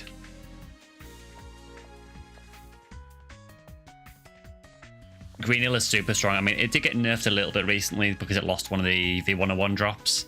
But you can still get V101 with it through Ep4. And it's still a really strong ID overall.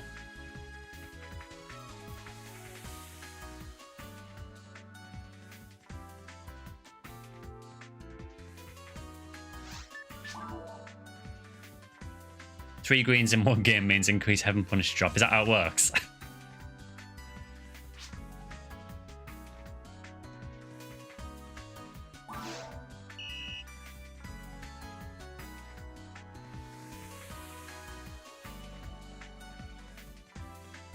Oh, so Jack's had to go and make dinner. Oh, fair enough. So in that case, we've got 7, so we can do a 4 and a 3.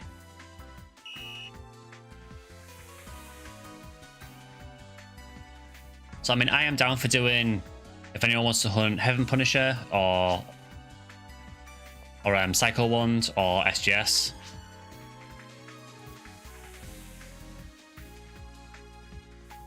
The only problem I have is not being able to evolve your mag in an easy way in Green Hill. Are you able to just trade it to one of your other characters, Pika? Or just make a character specifically to evolve it? Stuart 2 SJS would be nice. I swear, if we do another Skylight run and you get a second SJS, I'm quitting the game.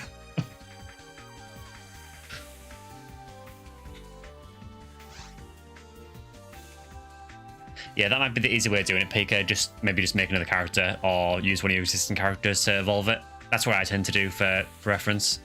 So if I want to make a Stato, I've got a Fornuel and just give my mag to my Fornuel to evolve it.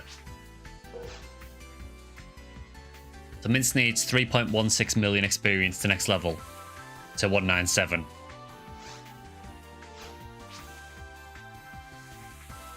Yeah, it gets crazy at high level. Once you get into, like, particularly the 190s, the experience you need goes through the roof. Well, I mean, I could do another Skylight run if you want to do another SJS run.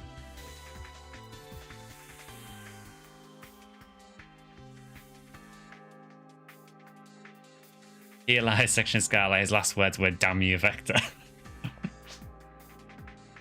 You're up for it. Which quest do you want to do? Do you want to do MA Tower? I know Twilight obviously has tons of gigas, but it is also an hour long.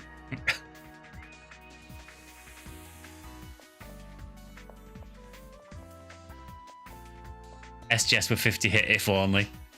The really funny thing about that, though, on McClintree, is if you do find an SJS that has hit, it's almost worth keeping it sealed. Just because it's the only sword that you can get with hit that can have unreduced health.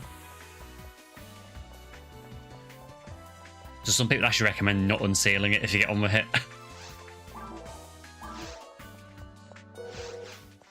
Well, I will make a game, and anyone who wants to join, how would you keep it sealed? You basically just never press use on it. You could use it. What you would have to do, though, is I think you'd probably have to switch weapons maybe through the quick menu. It would be very awkward because you'd have to accidentally, well, make sure you don't accidentally use it. Would you unseal yours? Yeah. I don't care if it has hit, I would unseal it. If I've worked that long to get an SJS, I'm unsealing it.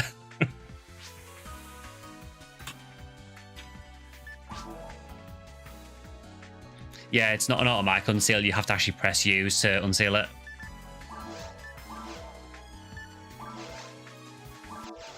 Right, so game is up if anyone wants to do Skylight Tower.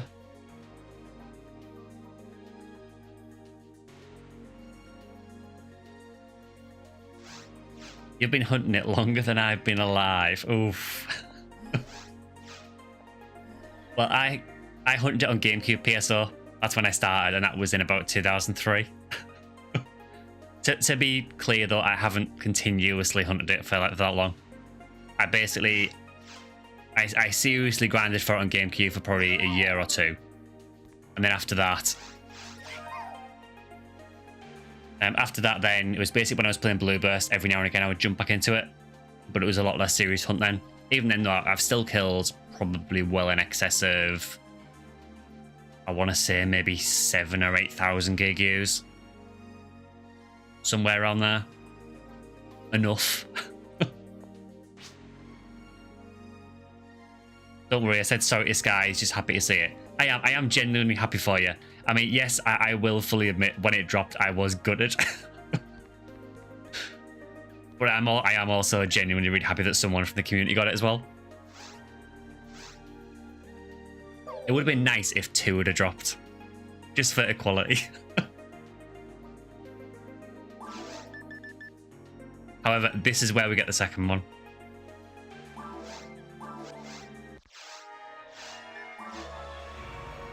You're waiting to unseal a Heaven Punisher, if only. I mean, there is that item coming, isn't there, that they're going to add that will let Heaven Punisher use Divine Punishment all the time.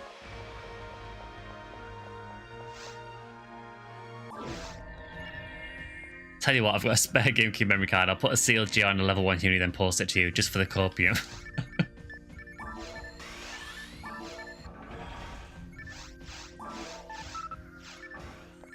No, but seriously, the amount of runs I have done for this sword is beyond belief.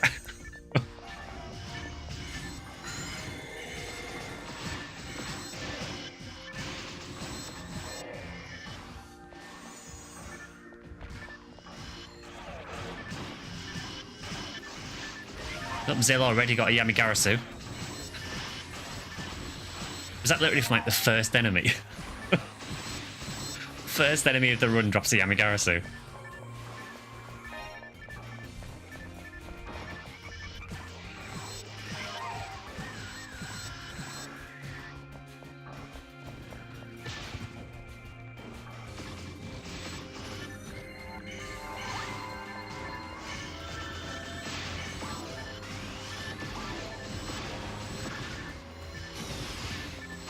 I feel like I'm basically playing Force here.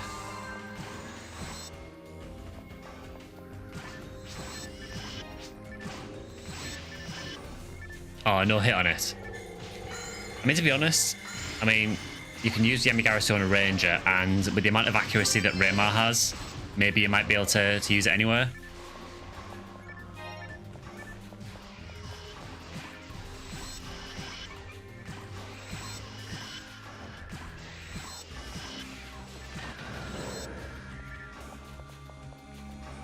Yeah, SJS drop that happens for all 4 players. Just everyone in the party gets one.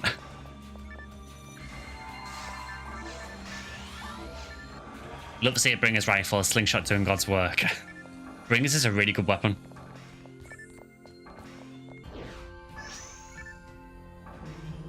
You're right, but I always want the hit. Oh yeah, totally. I'm just saying that it is probably usable on a Raymar without hit, but obviously if you can get on the hit, even better. And melee weapons not used much in this game. It kind of depends on where you are. So in this area, I don't know how familiar you are with PSO, but this area is Control Tower, and it has basically some of the most dangerous enemies in the game. And a lot of the enemies here can one-shot you. They have like specific moves that will instant kill you. So because of that, you tend to find that people will hang back and use guns, so you've got a bit of range. Zil got a pass in the lightning now, very nice. Zil having a good run. Yeah, crowd control is king, as Miss said. So what you'll find is, Slingshot is using a Bringer's Rifle, and I'm using a Demon's Ray Gun, so we're kind of doing the same thing. So what we're doing is we're using specials to cut down the enemy health by a certain percent, so by 75%, so we can take things out faster. Then Zale is mainly using things like a frozen shooter, so he's freezing a lot of the enemies just to keep things under control, because the last thing you want is anything here moving, because that's what happens when things move. So you can see there, within a couple of seconds, 2 people died. So a lot of things here you can just instant kill. So although ranged is really, really popular in PSO, it's even more so in this area. I will say though that if you're playing a hunter, like the melee class, using things like mech guns, which is these guns here, these are some of the best weapons for late game just because they do so much DPS. They shoot Megas in ultimate. Yeah, sort of. So the shot that they do in ultimate, it is an instant kill. It does instant kill you. It's not technically mega because it actually homes as well, so it will actually follow a little bit. The other slight issue with the mirror cowl shots is in ultimate you need about 900 dark resist to not get killed by it, which is impossible.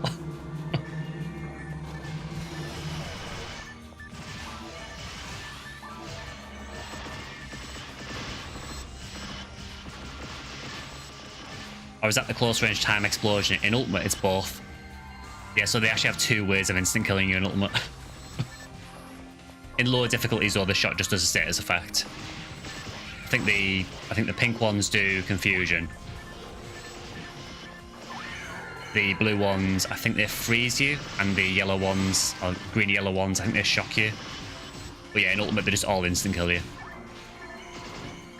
And then you got these guys can instant kill you with a scythe.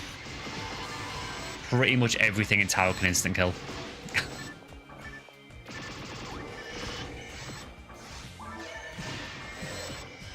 As shown there.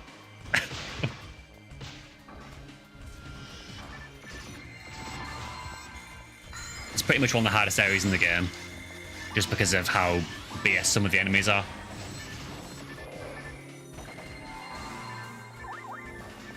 If you play it cautious and kind of hang back and sort of think about your positioning, you can get through it okay.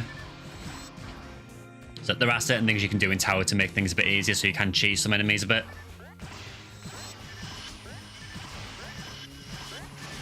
Getting Jelen and Zalud sucks. It does. The problem with it in multiplayer is they do level 20 Jel and Zalur, which is exactly what I do Shifter and D-Band. So every time they do Jelen and Zalur, I have to recast Shifter and D-Band because they just continually override each other. It's not bullet hell, it's hell. Yeah, exactly. In single player, the Jel and Zalur is not too bad because it's a little bit low level, so they actually can't override my Shifter and D-Band in single player.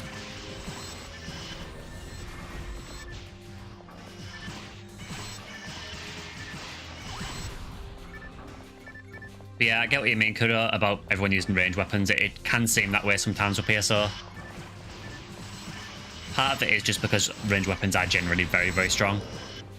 But particularly in this area, it's a lot safer to use them. For me, I will melee if I can, if I think it's safe to, but a lot of the time in tower it's just not. I mean, here, for example, it's just not safe to melee at all.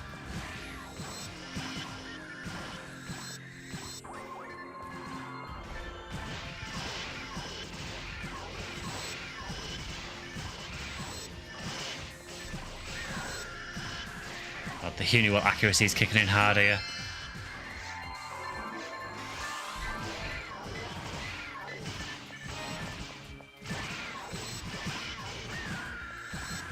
More people might use melee weapons if Humar got justice.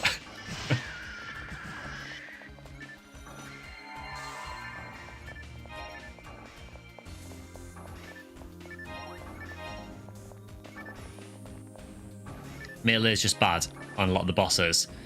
Yeah, I mean, I suppose the only melee weapon that you'd use on a boss a lot would be a slicer, because there are some bosses that are really good to use slicers on. But slicers, whether they are melee or not, I'll leave it up to you. The icon for it is a melee weapon, but they do you know, they work with things like smart links, so they're kind of a ranged weapon as well.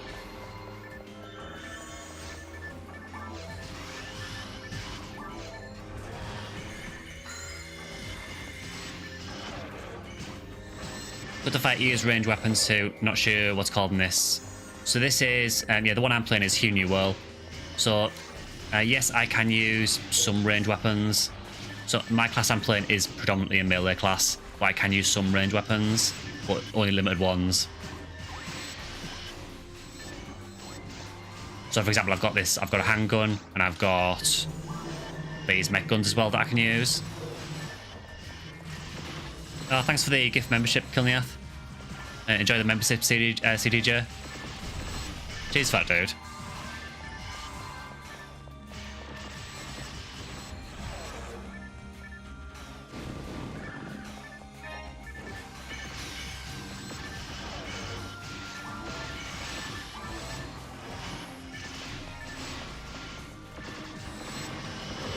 Also looks like freeze and paralysis are very valuable. Generally they are. I mean, a lot of the rangers will use what we call frozen shooter, which is a rifle that if you do the special, it's more or less a guaranteed freeze on anything that can be frozen. It's easily one of the best weapons for a ranger to use.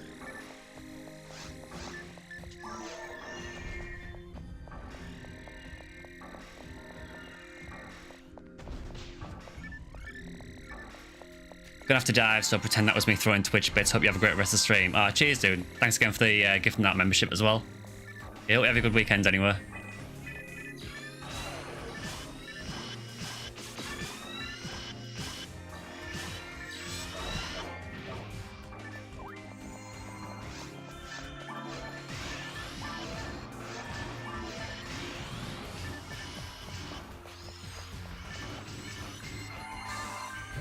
You've also got these guys, which, as well as having the instant kill move, also have a scream that they do, which reduces you to 1 HP. The upside of that is that quite often my mag will trigger its invincibility when I get reduced to 1 HP, so it kind of works against them sometimes.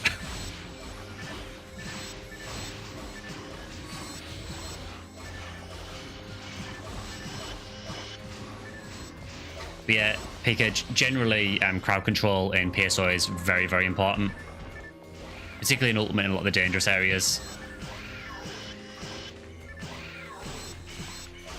Please don't shoot me, thank you.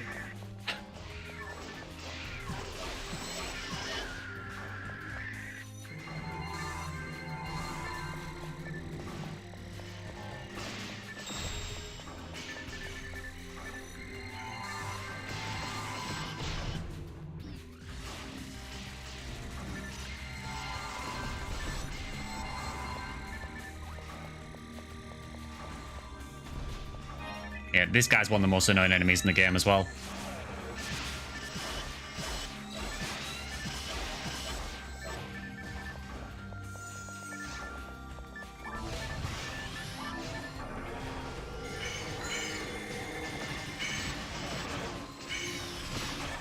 Yeah, so basically the class I'm playing, if you're not familiar, it's a melee class predominantly, but it's also kind of a support, so I have pretty good support techs, so I can buff the party, I can debuff enemies, I can throw heals out, so it's kind of like a frontline support class, more or less.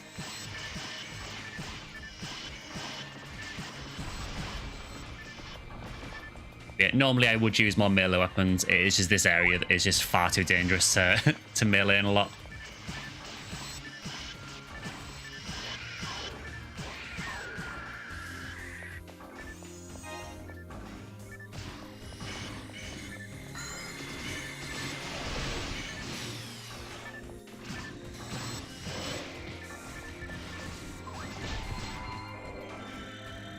Do you think CCA or control tower is better for hunting SJS? Do you mean during this event, Brain Freeze, or do you mean just in general?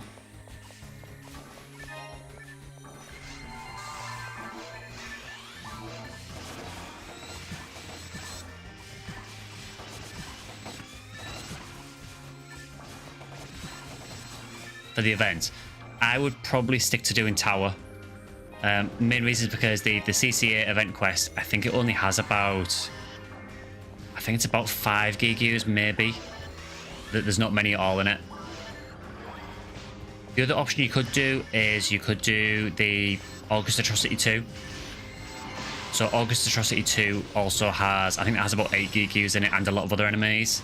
So if you've got a good part, you could do August Atrocity 2. Otherwise, I would probably stick to doing this. Honestly though, if you want my honest opinion, the best way to hunt SJS, if you're soloing in particular, I would personally, if you're doing it solo, I would run Phantasmal World 4 and just run the first 2 floors of the quest and just reset after the 2 floors. Because doing that, you can get about 5 GQs in a couple of minutes.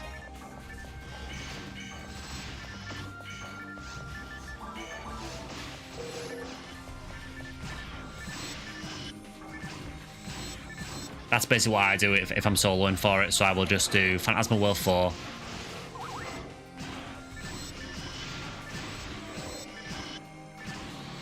And basically just do the first 2 floors and then spam over and over again.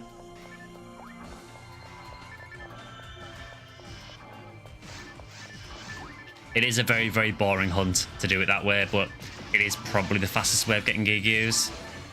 And good luck if you are hunting it as well, because it's a horrendous hunt.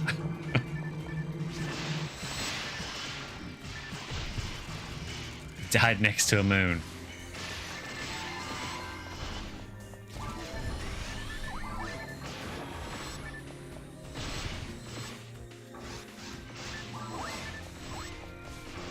Yeah, I'm trying for it myself as well, so we did actually get one to drop yesterday. I posted a picture on the stream earlier.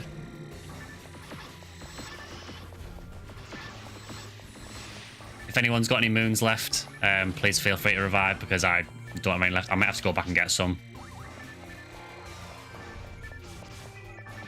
What's the best way to level for a new player? So if you're playing on Ephinea, which is what this server is, at the moment there is this event on, so there is, at the minute I think it's about 185% experience, so it's incredibly good experience. So honestly, on this server at the minute, you can just run more or less anything.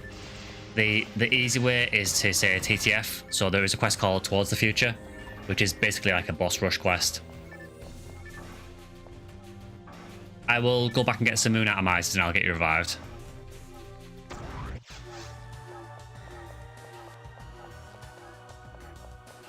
Yeah, so you can run Towards the Future. That's like a boss rush quest. So because it has a lot of bosses in a short space of time, you'll get a lot of experience from it. But honestly, at the moment, you can just run more or less anything because the experience is so good.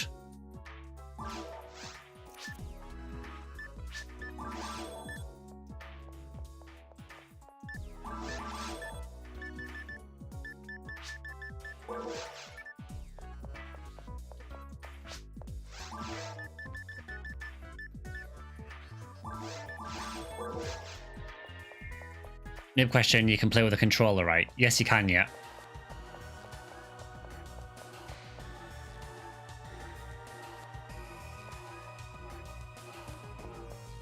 Yeah, so for Blue Burst, you can play it with either controller, or you can do keyboard and mouse, or you can do what most people do is a mixture of both. So for me, I play mainly on controller. But there is like a quick bar on the bottom of the screen, which I use that with my number keys on my keyboard. Yeah, Slingshot's just said there as well that they play on Steam Deck, so you can even play on a Steam Deck. Was there anything I missed?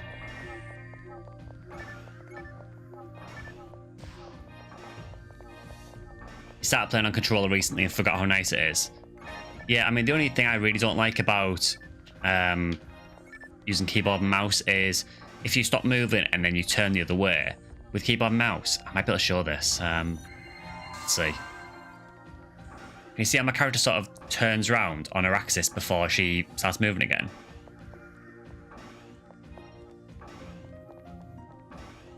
Now, if you just go backwards and forwards, it's not too bad. And if you run around like this, it's not too bad. I mean, I'm doing that on keyboard there. But if you stop moving, you get this weird sort of turn.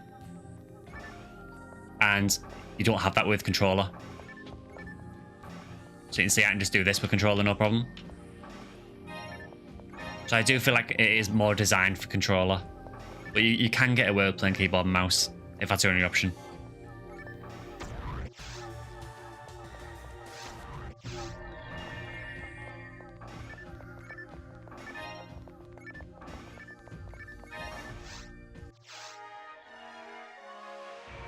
You also find keyboard hard to aim for rangers. Yeah, ranger aim is a finicky art in PSO. It's something you just get used to over time, I think. So you get a feel for like how much you need to adjust the direction to compensate for the aim. It is definitely easier, I think, with controller though.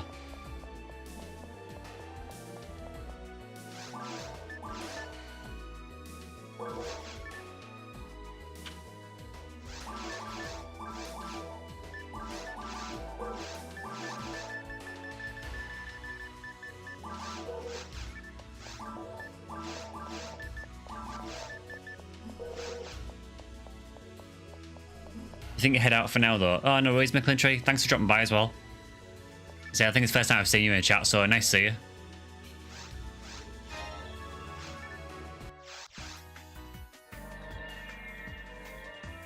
Does switching the rendering mode to Vulkan let you alt tab without crashing? I'm not sure, to be honest. I don't use Vulkan personally, so I'm not sure how it acts when you alt tab. It's kind of weird because I can alt tab this fine, and I've never had a problem with it, but I know some people cannot alt tab it. Nice to see you stream live. Yeah, nice to have you. I tend to stream usually every Sunday about this time, and sometimes we're doing midweek streams as well. As I say, I do stream on YouTube and Twitch at the same time as well, so.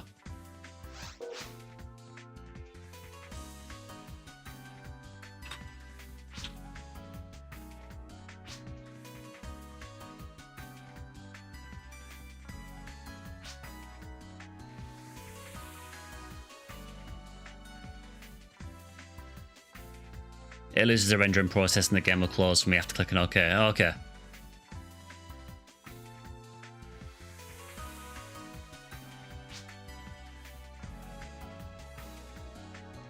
Listen again, 0 is peak raycast. That's the proper ranger size. I mean, yeah. I think if you're making a raycast, you have to make a chunky one.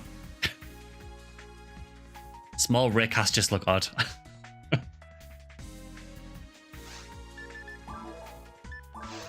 You make all of your casts max height. I mean, why not? You saw a small red fat hue cast. Amazing.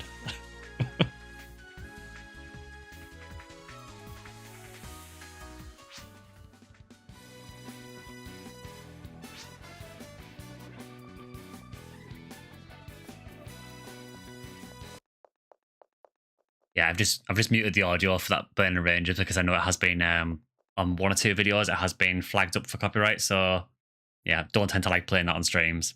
For some reason, Sega seem very, they just seem very, very aggressive about that particular song.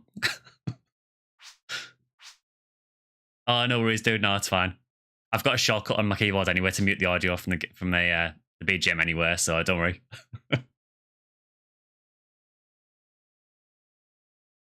Remember reading that small raycasts can miss shots with certain weapons.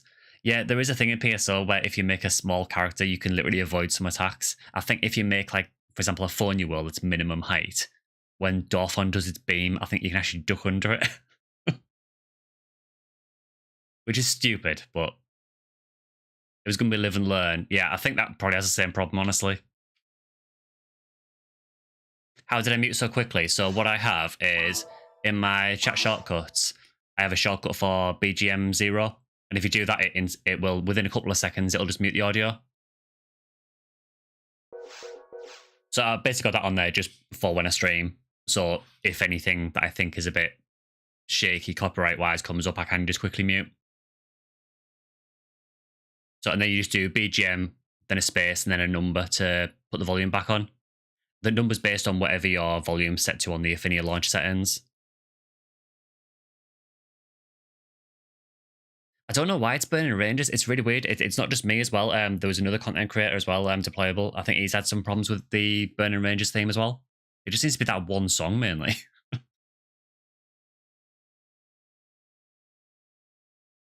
You can either set bank or lobby. Yeah, I mean, I have lobby set. I should probably set bank as well, to be honest, but...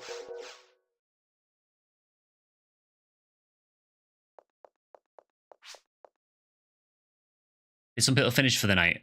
There might still be in a run, possibly. Let's have a look. They're in a TTF run at the minute.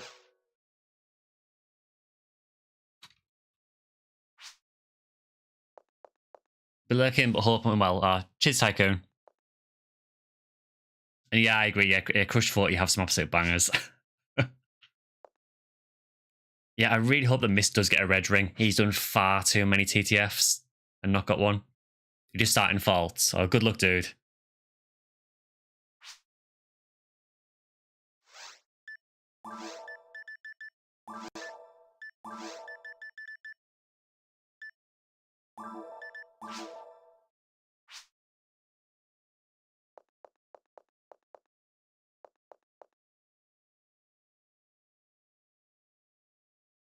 So in the meantime, we could start another game. Again, we could just sort of rotate out. Actually, I mean, I suppose if they're on Dark Falls now, I suppose we can wait until they finish Faults then, and then we can do something. Sort of mix the parties up again a bit. Just for anyone else in the lobby, has Burning Rangers stopped playing yet?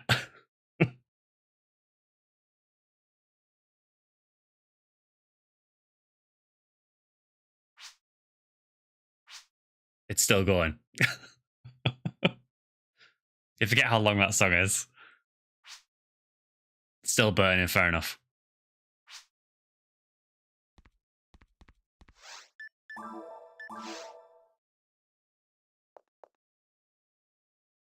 Yeah, some people get it first run. It's done. Okay, cool. So the BGM should come back on. There we go.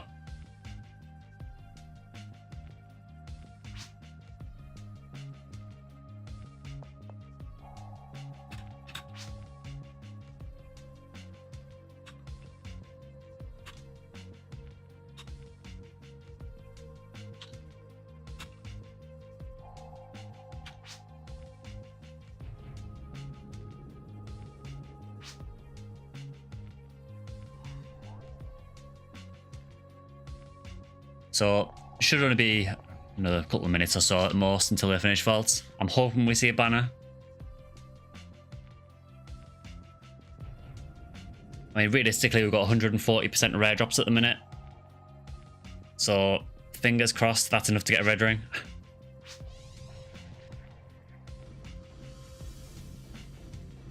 Yeah, it probably is some like really obscure use, like a Burning Rangers pachinko machine or something.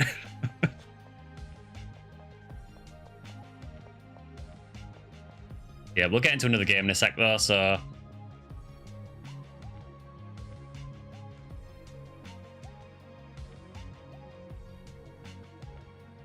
I really hope we get a banner.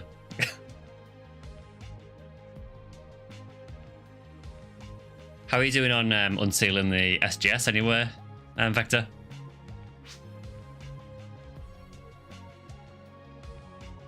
Doesn't 140% drop rate change the SJS drop rate from 12,600 to 7,561? The interesting thing is, it may be better because not only do we have 140% rare drop rate, but we've also got 140% drop all rate. So what that does is it increases the chances of a monster dropping anything, including the rare. So to my knowledge, I think the way that the drop system in PSO works is when a monster dies, the first thing the game rolls on is, does it drop anything? So for Gigyus, which is what drops Steel J Sword, their drop anything rate is normally 80%. Oh, I got excited there. I saw a banner and I thought they'd got one. And it's a red ring as well.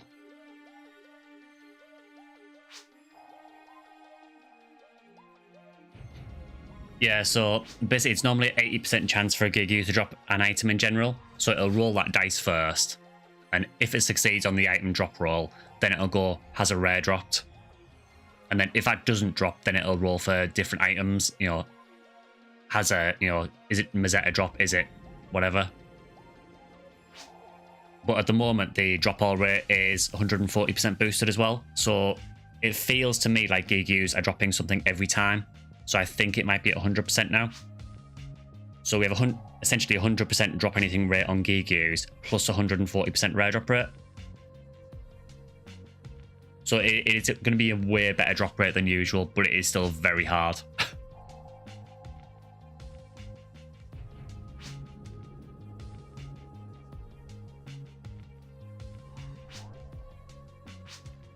Oh, well, Minsk just posted that he got Mazetta from Falt and there's no banner, so I'm assuming they didn't get it.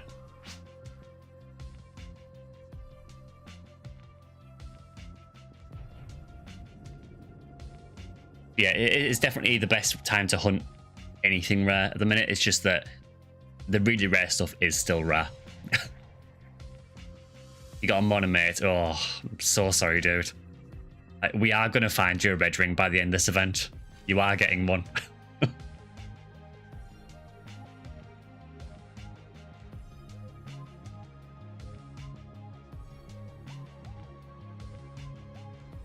It's like 4 Psycho 1 banners today already.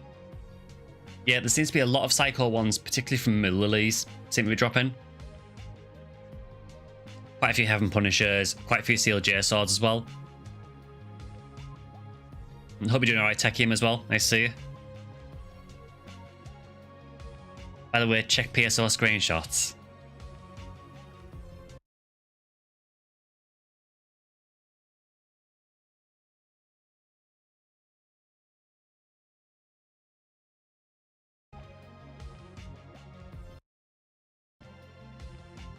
So he got 45 hit untech Hell Gladius. Yeah, I seem to be getting that as well lately, where I seem to be getting really high hit percentage on useless stuff. So I got one of the 10-star DB sabers and it had like 55 hit. Which is still absolutely useless. I've kept it as like a collector's item, but yeah, just absolutely useless. But then you get something you want to drop and it's all zeros. Such as the way PSO. It's also random. You got Heaven Punisher last year without even looking for it. It was like 1 in 190k from a Grass Assassin. Apparently someone got the, I think it's the Sinnoh Blue drop earlier, which is about 1 in 190k as well. And I mentioned this before, but one of my mods got a Psycho Wand on, I think it was on Pinkle, which is like a Sinnoh Zele 1 in 300k drop. Oh, it's an S-Red drop. Oh, fair enough.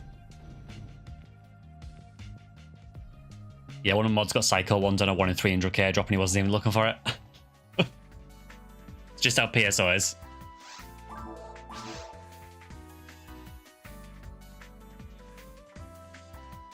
You got a 55 hit Flowers drop. I mean, technically I didn't get the drop. You dropped it on the floor for me. Which I appreciate, by the way.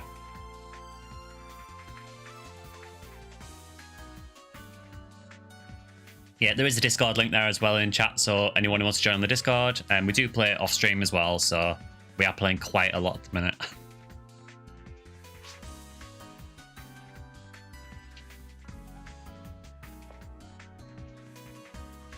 So how many have we got? We've got 1, 2, 3, 4.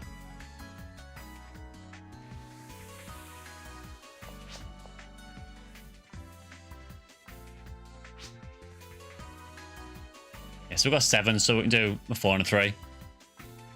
Getting some serious mileage out of the Flowers. I mean, it's amazing, this Flowers, so I'll probably just keep using it.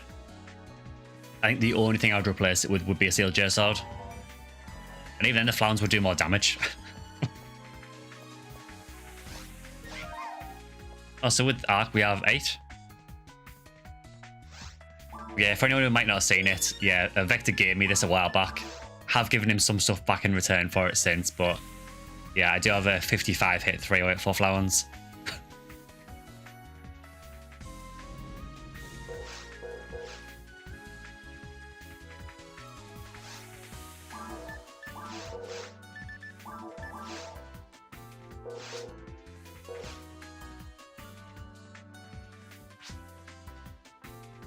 Yeah, no worries, miss. Yeah, if you want to get a force, that's fine. So we have 8 people, I think, so we can do... Yeah, we can do 2 4-player parties. You're going force as well? Oh, nice.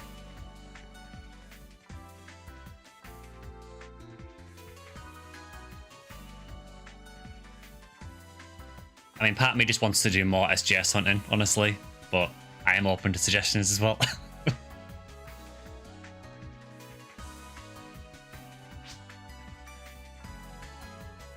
They'll force at some point, but keen to play a Raycaster a bit. Oh, no worries.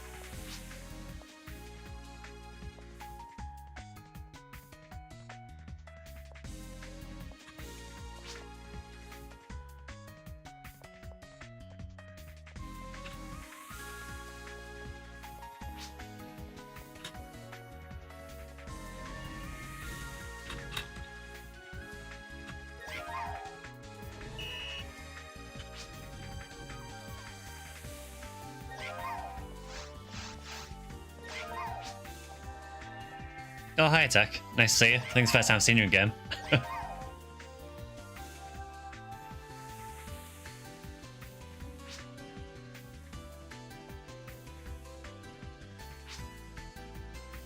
Need to level Ephinea well at some point. She was meant to be in main and it's only level 53. Yeah, we seem to have gone from like no forces to just all forces.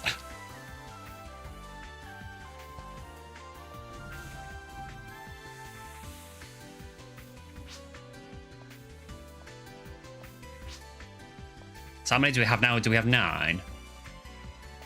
It's a mini fridge. It is a mini fridge.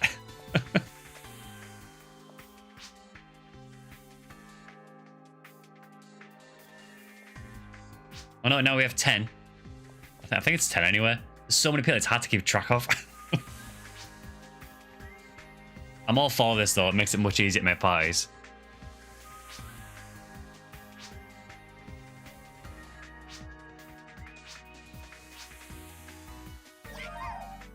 Yeah, so we can do a few runs, so...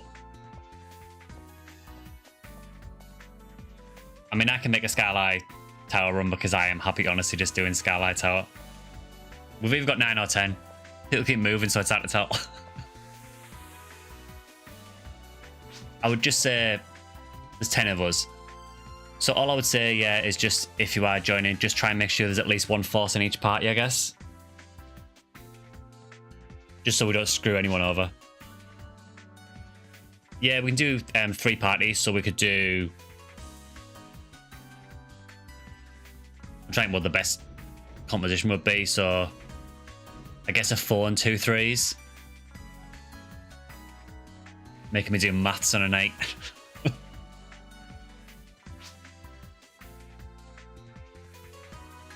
Yeah, I think we should be alright doing a 4-player and then 2 3-players.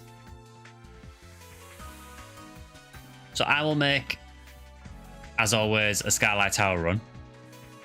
So if anyone wants to join for Skylight Tower, ideally if we can get a ranger and a force, that would be great. I don't mind if this is the 3-player or the 4-player run.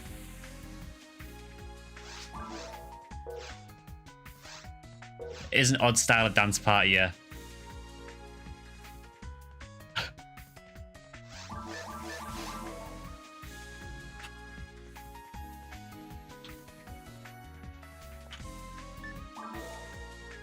So if anyone wants to join this one, the password will be stream.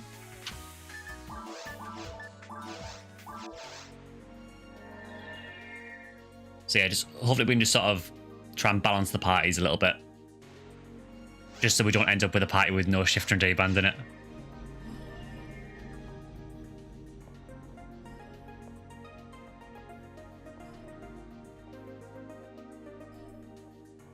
Alright, so we've got Hunter 2 Rangers, so ideally a force, if anyone wants to join for a 4th.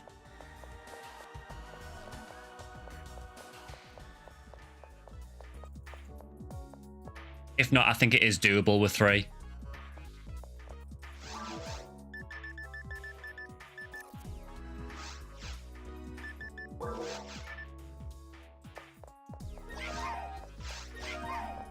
Ah, there we go, we've got our 4th, very nice.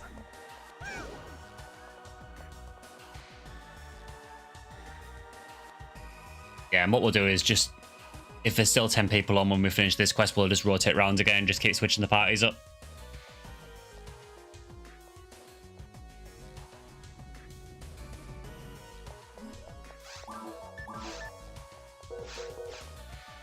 I've got no escape dolls with me. I've got 1, that'll do.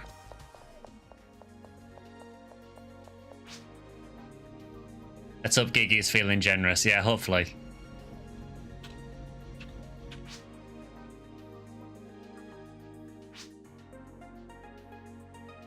Yeah, that is a good point. We don't have Vector with us, so we'll probably get nothing.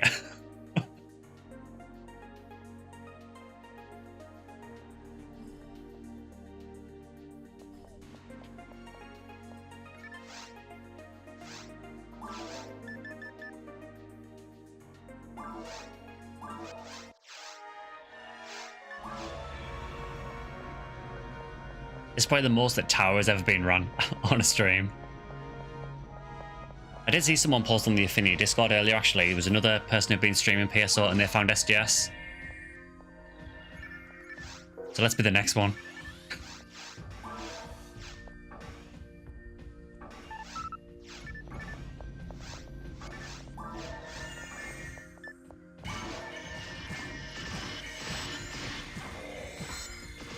Can I get an F in chat? Went to check something on a GameCube PSO and your file's corrupted. Oh, really, dude? How high level were you?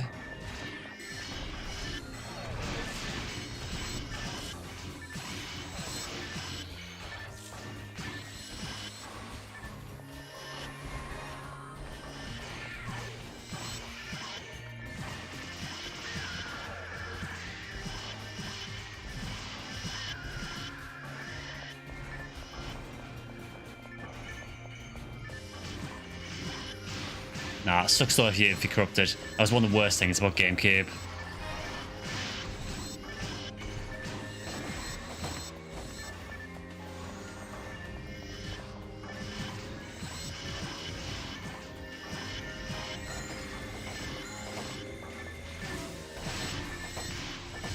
Hopefully it weren't too high a level and you can get your progress back.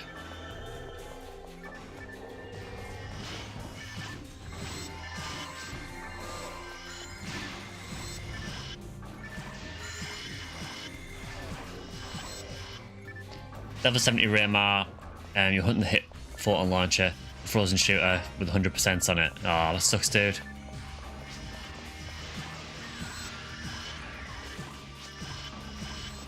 He just died of a heart attack.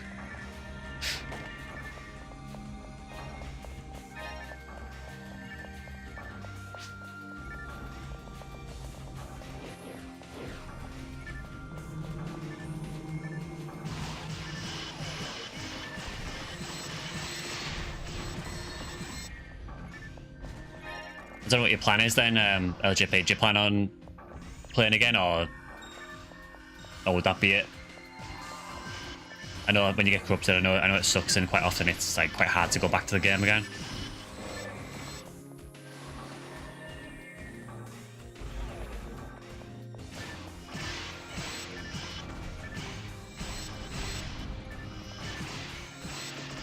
I've been there for what it's worth. I think I corrupted about 2 or 3 times on GameCube, so I know how bad it is.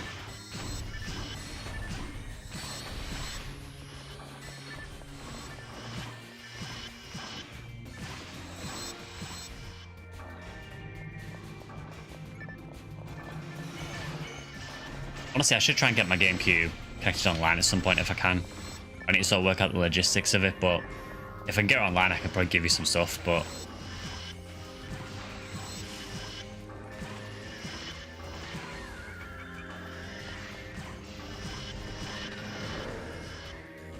You start over, doing your forest run up to dragon, do battle training, then you'll repeat for every quest until you run out, and then you'll beat the dragon. Oh, fair enough. Just out of curiosity, are you using an official Nintendo memory card, or is it a third-party one? The reason I ask is because when I corrupted, every single time it was on a third-party memory card, and as soon as I started using Nintendo ones, it stopped. I'm not saying that's a solution to it by any means, but I'm just curious.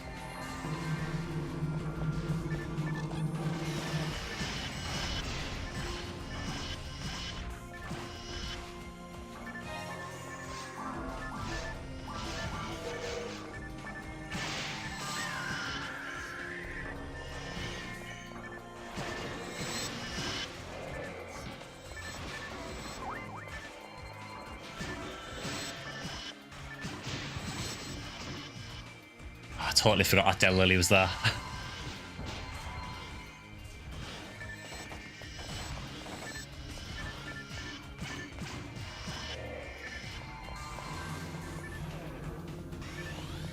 An official one, the old Logic 3 memory card with the Tower Quest is still there. Oh, okay.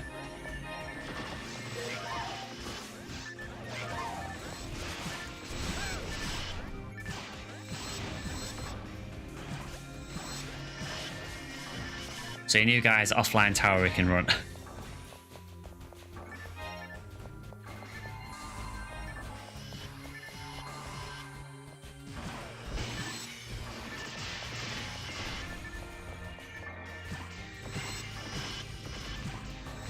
Yeah, sorry to hear that, dude.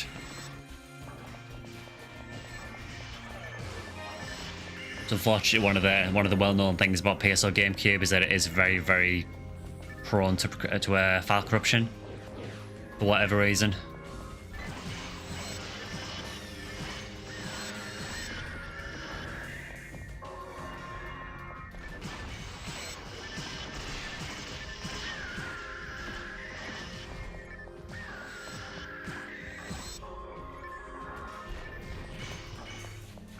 I suppose that's one of the really good things about Blue Burst, is that you are kind of protected from that, but you're not completely safe because, I mean, as we saw earlier today on Ephinea, you know, there was that downtime of the American ship, and people did lose playtime and items, so that did kind of suck. But generally, Blue Burst is a safer version of PSO to play because of that. As much as I love GameCube PSO, that was like always like an ever-present threat that you would get corrupted.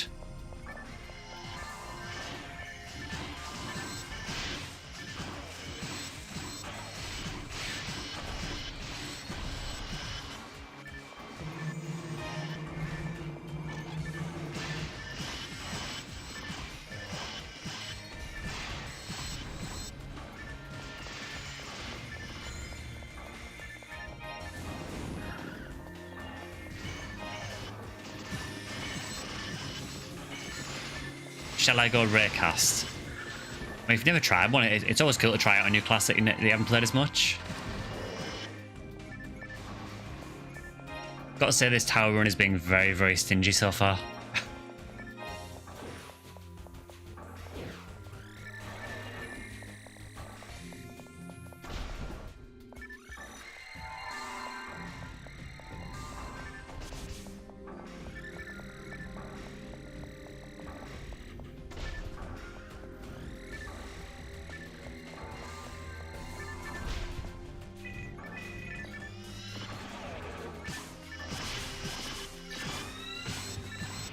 You make a pair, a Raycast and a Hughcast. A Hughcast is really, really good. Such a strong class. From what I've seen about Raycast, I believe that Raycast is generally better in a party, but it is super strong.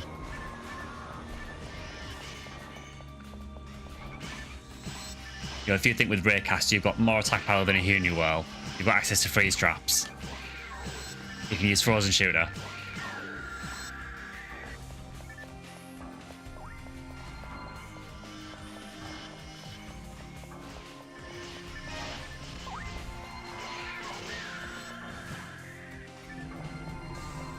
Yeah, Rangers in general are just super strong in PSO, honestly.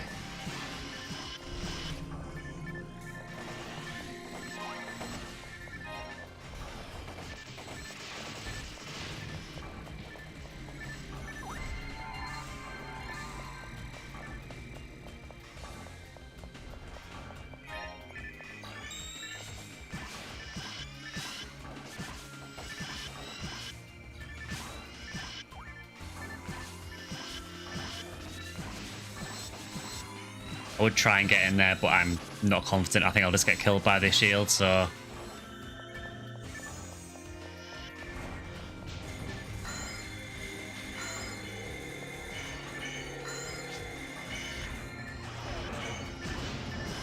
That is not touching me.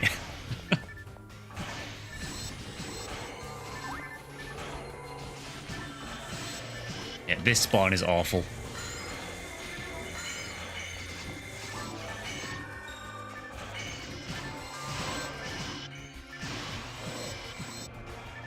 Gives you a chance to start proper fresh, no help from that stash memory card. Yeah, I suppose it gives you a more, I guess, a kind of pure experience, I suppose.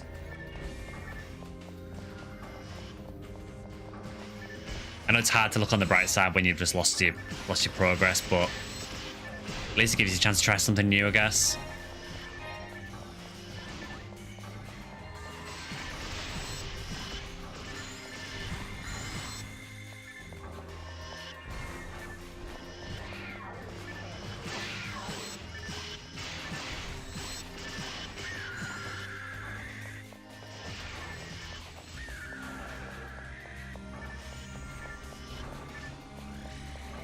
I mean, we're doing fine here. It's just, we're just not really getting anything.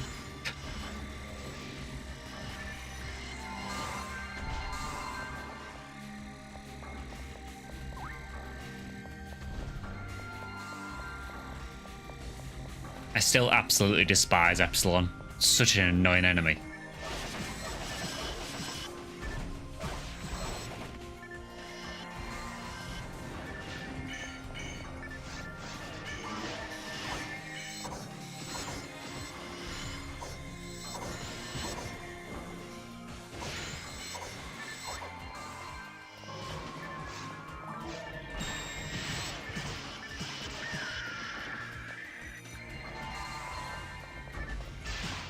I think you got the right amount of 70 offline only from when you found the channel last year, so it's not that bad of a grind. Especially as you were only doing hard mines for the last 3 months.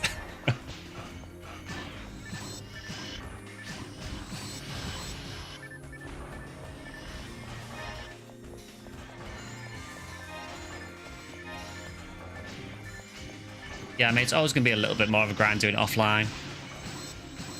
But, you know, if you got the 70 once, you can do it again.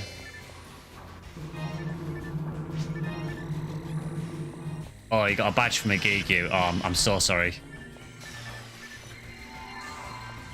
I had similar earlier today. I got a photon drop from one. I've honestly had a terrible couple of days in PSO. Like, as cool as it was and everything to see the SJS drop yesterday. Basically, you know, we had that. But earlier in the day, I also got an anniversary badge from a purple Num-Mill Lily. And if you know what purple Num-Mill Lily drops, you'll know how disappointed I was.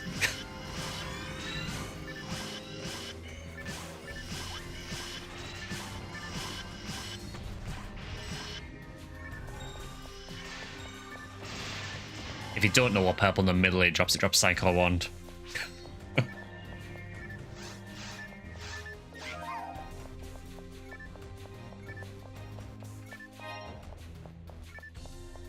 Yeah, the downside of it dropping a badge is that they've made the badges as red box drops. So I killed a purple Num-Mill Lily and it dropped a red box. So it was fairly disappointing to find out that it wasn't Psycho Wand. It's bad enough with the photon drops, but it's even worse at the minute because photon drops have a boosted rate at the minute as well. And there's the badge drops. So you're even more likely to get screwed over.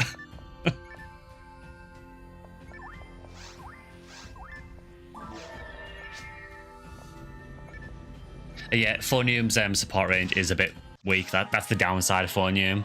The upside is you just demolish everything with Tex.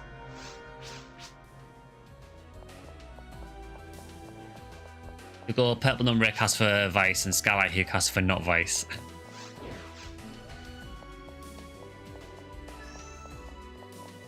Yeah, I mean, I don't know if you've had a Skylight character before, but I would say if you're running a Skylight and you're playing offline, you probably need another section ID to go with it to help the Skylight character, because as good as Skylight is for weapons, it is terrible for weapons and armor, in particularly episode 1 and 2 anyway.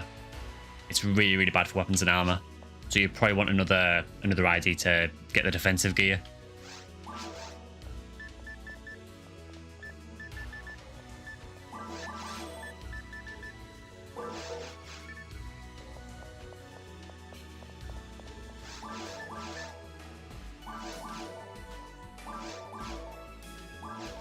Give me them last survivors. I'll get plenty of those.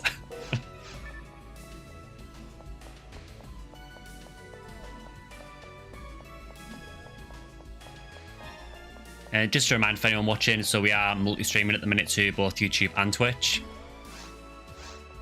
So on YouTube, you can just get through my channel. And on Twitch, I'm just at twitch.tv/SectionSkyly, so feel free to watch on whichever platform you prefer.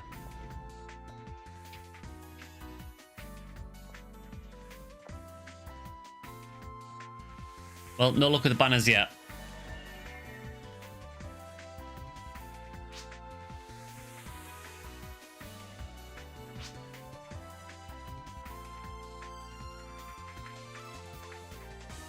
Yeah, very, very stingy tower on that though. Not much at all dropped. We'll get it one day. We are going to get either an SJS or a Psycho one by the end of this event. It has to happen. Surely.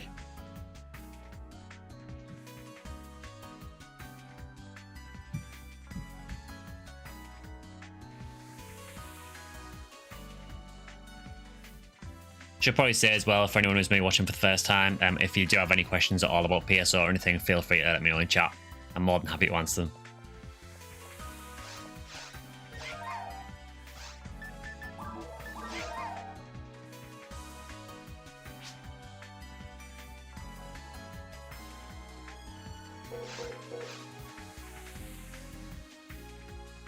How to emote.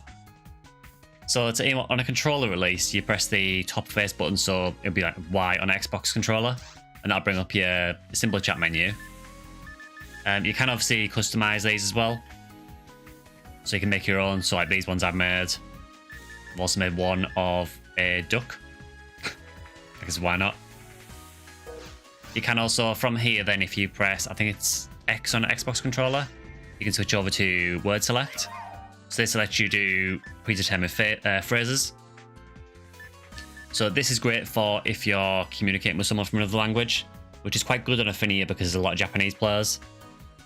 So you can basically use these phrases and the game will auto-translate them into whatever language the person's using. Bear in mind, this is a 25-year-old game and it was doing auto-translation. You can then press it again to go back to that menu as well. For the actual emotes, so like, you know, things like this, these are typically done by keyboard shortcuts. So for example, that is Alt-P or that is Alt-A. There is a way to get to them though. I think if you remember correctly, I think if you open that menu again and then press, I'm trying what button it is now. Oh, that's it. Yeah, so there is a shortcut in the lobby as well for the emotes. So if you hold the right bumper and then press the top button, so right bumper and Y, for example, it brings up this menu, and this lets you do the emotes from here as well. So for example, you can do greeting motion, and there's different greetings there that you can do. So that's one way you can do it as well. So you can do it just on controller if you want to. I genuinely didn't know that until a couple of streams ago when someone pointed out, and I've played for 20 years.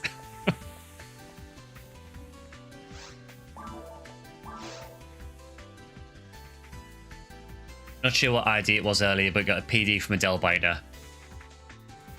Yeah, pretty much anything that Delbiters drop are good, so you probably got screwed.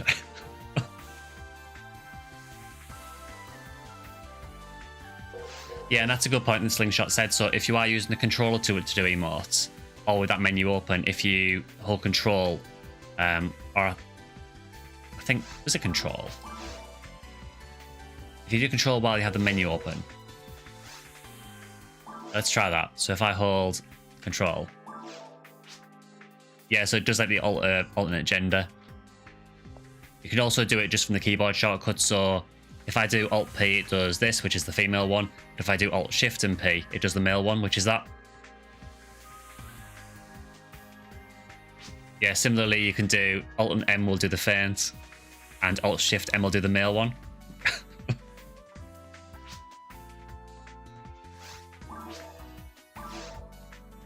On controller with the emote menu up, you can hit R1. Oh yeah. Yeah, again, I didn't know that. Again, I've played this for 20 years. Didn't know that. So yeah, once you open the menu, if you press R1 or right bumper, you can toggle whether you want it to be female or male. I love how it just says man.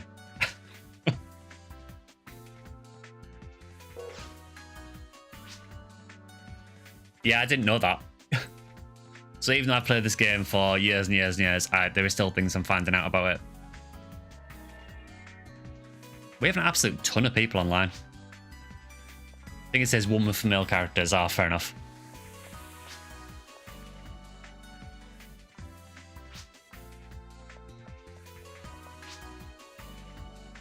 Sega did so good on this game. They did. They went above and beyond with this, really. I mean, they put things in PSO that it maybe didn't even need, but it got it anywhere.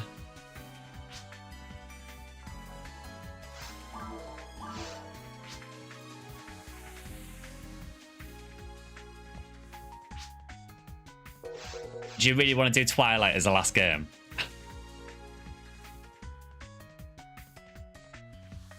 I mean, I am happy to host a Twilight Sanctuary, but it is very rough. It's still recovering. Sorry to bother you, but the main website for Ephinea is down. Do you know where you find a way to get back into it? Don't know where your old installer is and you're considering playing it on Steam Deck. Is the website down at the minute? Let's have a look.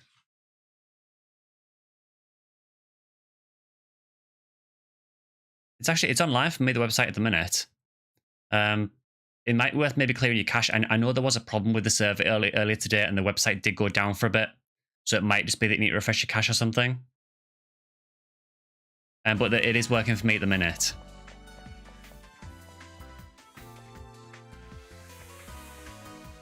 Oh, it's back. Oh, cool.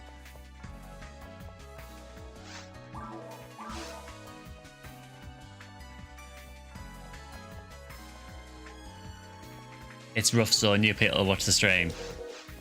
Well, I mean, I will make a Skylight for Twilight, and if people want to do Twilight, they can join.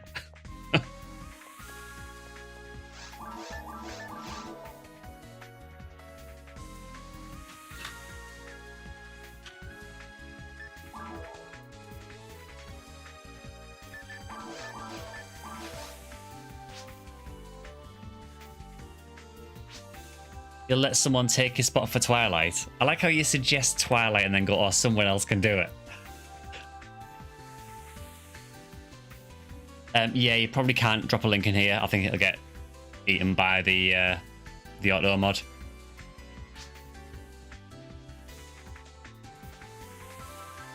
What's the anniversary event? Is it one of the lobbies? Can't remember what these look like. So this lobby is just the episode 3 lobby. That's a standard lobby that's in Ephinea. The event is basically massively boosted drop rates, massively boosted experience. And there's also some new quests as well that are on for the next 4 weeks. Well, I think it's 3 more weeks now. What are people saying? Do people actually want to do Twilight? How bad is Twilight? Very. You and Drac going to do Seabed. Good luck with Twilight.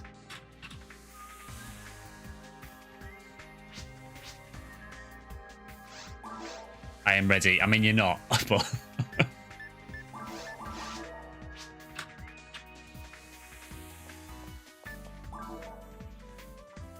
We'll see if anyone actually joins.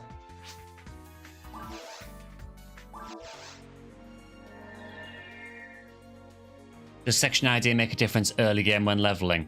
Not particularly when leveling, but it makes a massive, massive difference in Ultimate. And to an extent in very hard. Okay, well, we have 4 people. Are you sure you want to run Twilight?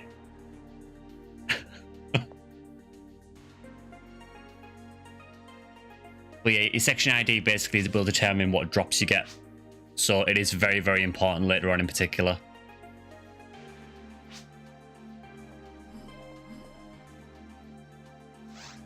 I'm going to get some more scape dolls out though, because God knows I'm going to need them.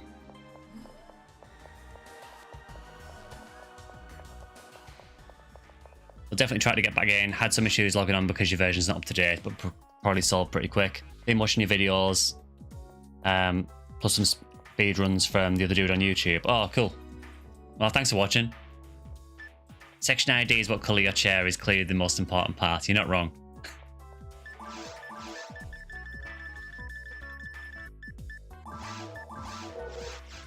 Right, I'll take 2 scapes. That will not be enough, but I am also going to take a holy rare when I remember where it is.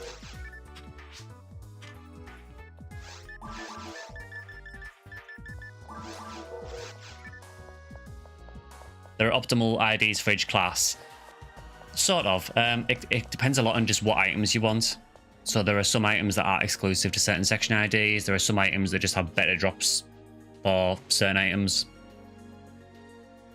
So for example, what we're looking for at the minute is Sealed J Sword, and Sealed J Sword only drops for the Skylight section ID. So you have to be a Skylight character to be able to have games that can find it. But there are other items that can drop for several IDs, but might have better drop rates or more accessible drops for certain IDs.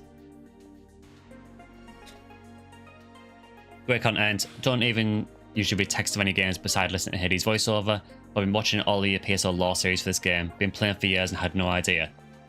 I think honestly because of the way that the lore is done in PSO, a lot of people probably did just play. And probably didn't really take much notice of the lore because it's not really in your face. Right, here's your warning. So this is your last chance to back out. It says ultimate mode warning. This quest is difficult. 4 players recommended. When the quest is telling you that it is extremely difficult, that is your warning. Also, yes, it is dark. I haven't done anything with the stream. It is just dark in Pioneer.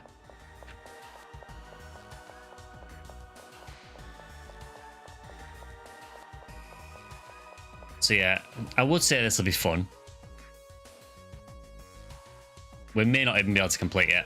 I have no idea. Because this is probably the hardest quest I've seen in Ephinea so far.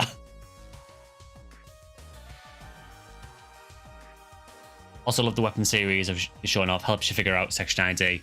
In GameCube Online, you used to have every weapon because people duped items, but now you have to plan ahead. Yeah, everyone duped on GameCube. Yeah, the portal for this is down in the main section of Pioneer 2 for reasons I am unable to understand. Reminds me of the Borderlands 2 raid quest. Yeah, the darkness is just for this quest. For some reason, they just make Pioneer 2 really dark. I guess it's called Twilight Sanctuary. Well, good luck, everyone. It was nice knowing you. To be fair, the central control part isn't too bad. Yeah, for anyone who hasn't seen this before, this is Twilight Sanctuary. And you know what I mentioned earlier about a lot of things instant killing you in tower? This is basically instant kill the quest. But yeah, a lot of the central control area in the tower is kind of darker than usual as well. Yeah, this is the nice easy part. Apart from the fact that they put these bushes in here, so you can't see anything.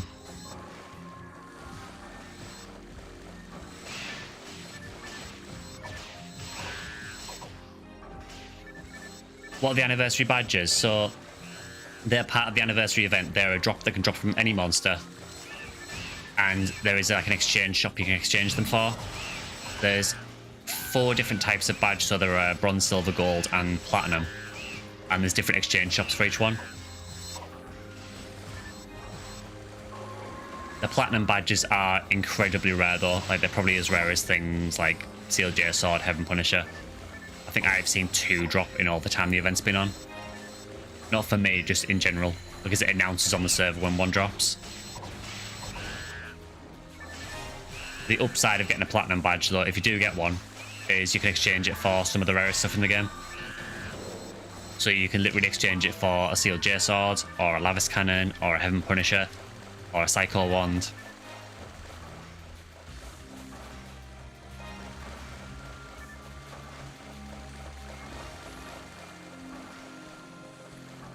Typically, you probably won't see a platinum badge though, unless you're very, very lucky. So you probably mainly get bronze, silver, and gold.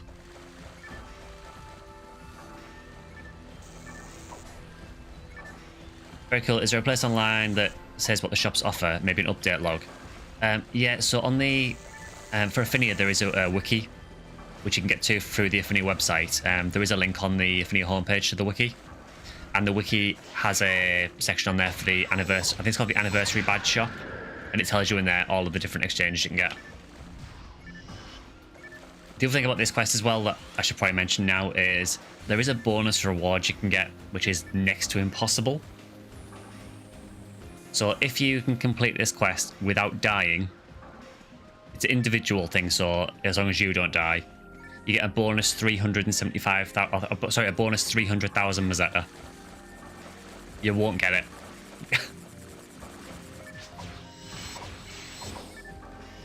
I mean, you say about the bonus. We'll see if anyone can actually get it. I've been nowhere near. Because this is the nice easy part. Yeah, so Minsk has already lost. No worries, Kirby.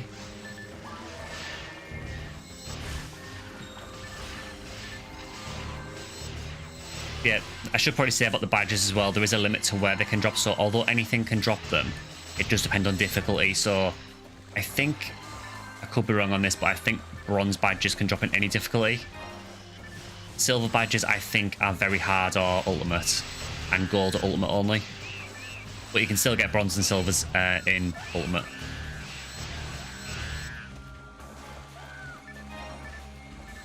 There's a sandbox account mode now. Yes, there is.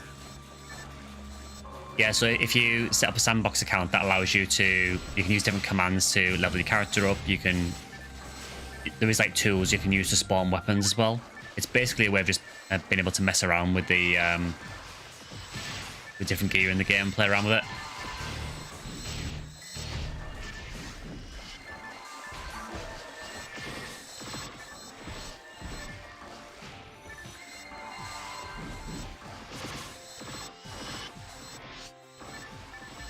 Yeah, essentially like PSO God mode, yeah, so you can just spawn like a level 200 character with a Heaven Punisher if you want to.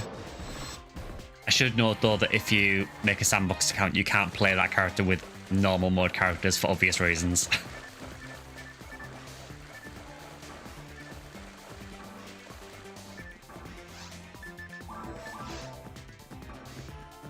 Yeah, gold is ult only, platinum as well.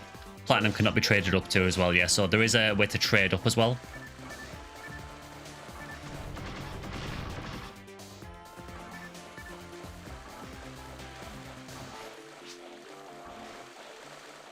What a party pooping experience. Yeah, just waltz into someone's game with a level 200 with absolutely stacked gear.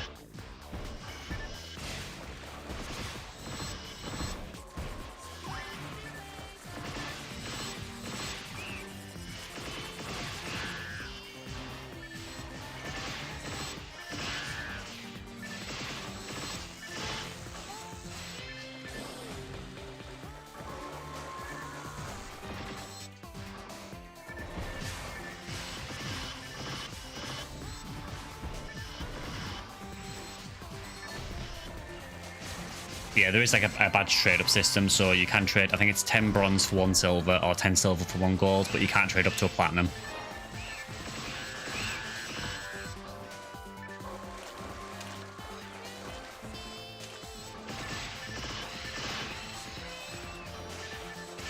This tune is banging.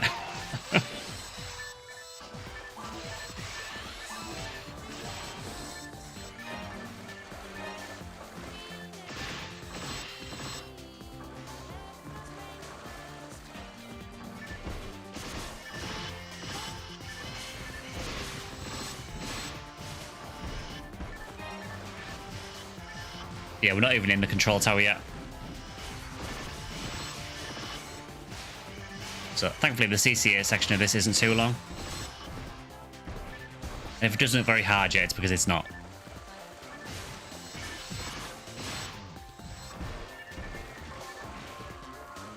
Got to remember how to feed the mag right. Again, I mean, I do have a guide on my channel, on my YouTube channel for mag raising. Just like a general overview of it. But a lot of the mag information is on the Ephinea wiki as well.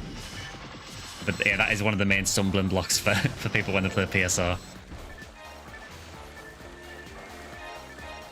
Well, the good news is that Tower is now open. The bad news is that Tower is now open.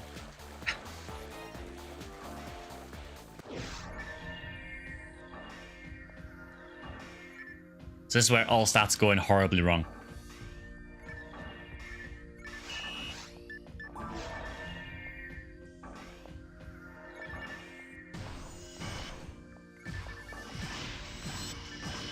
I've still never really understood why you can shoot through the walls, but I appreciate it.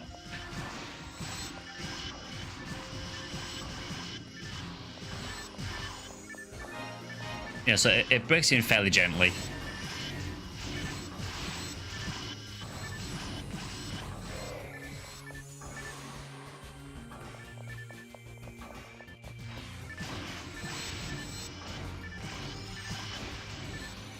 Let's see how long people can go keeping their 300k bonus.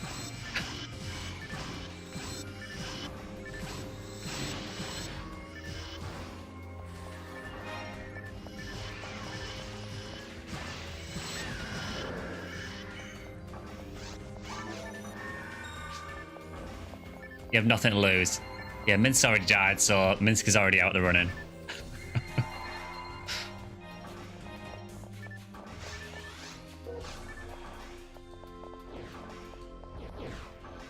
Yeah, this gets really bad.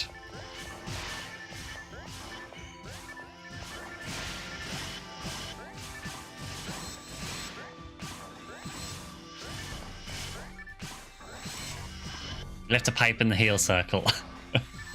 With like emergency heals.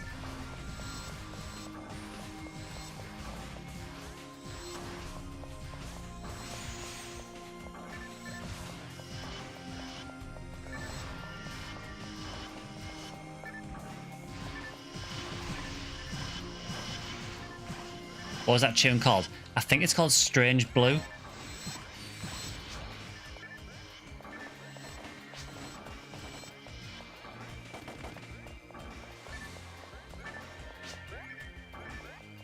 Yeah, it's called Strange Blue.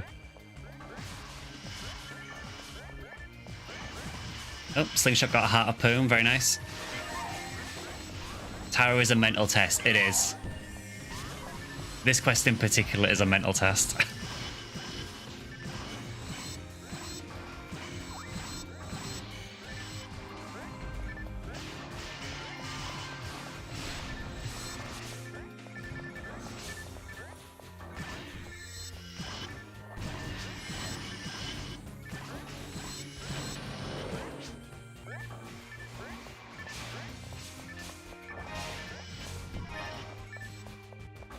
I am predicting that I will probably lose my 300k when a Miracarol spawns.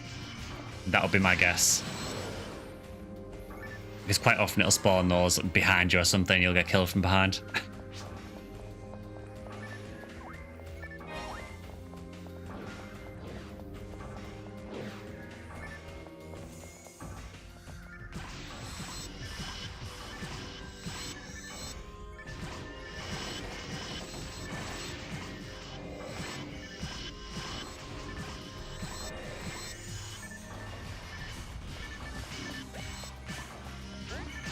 It does some quite evil spawns in this quest, honestly, like some that don't look too bad.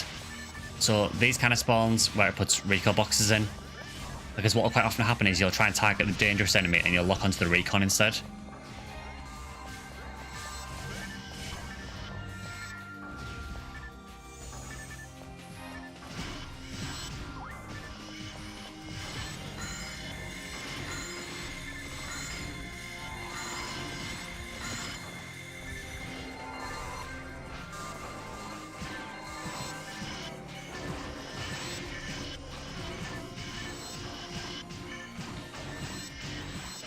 Oh, Zill's lost his 300k. So that's 2 down.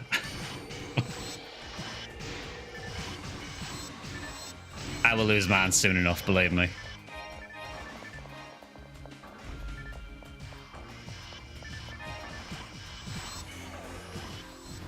Oh, Gibbles is glitched, I can't target it.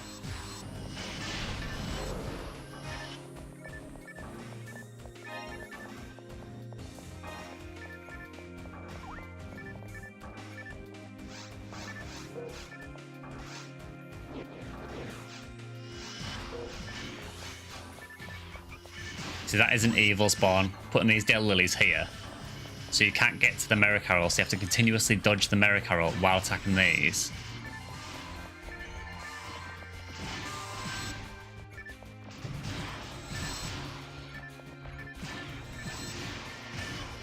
This is very scary.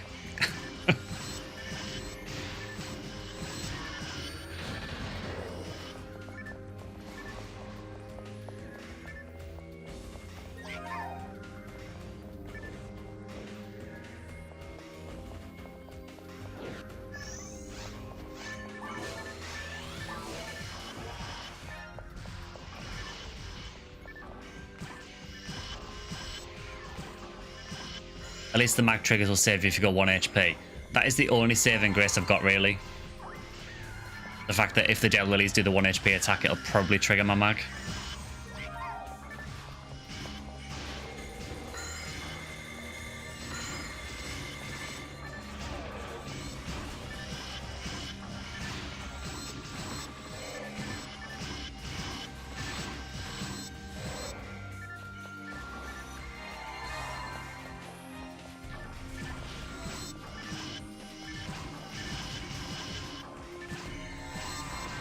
Yeah, it's a very rough quest. It's kind of worth doing for SJS because it does have 40 Gigus in it.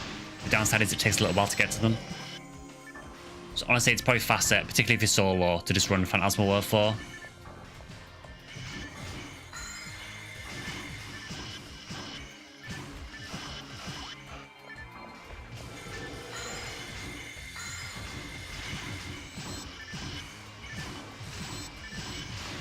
Continual accuracy is really not helping here.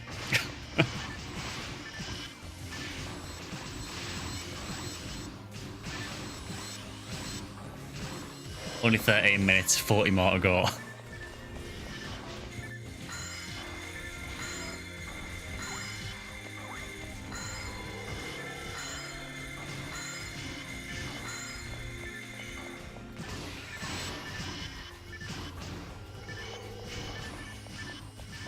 Wonder if I stand here, can I cheese that miracle? You're all giddy that you're installing it again. That's good to hear.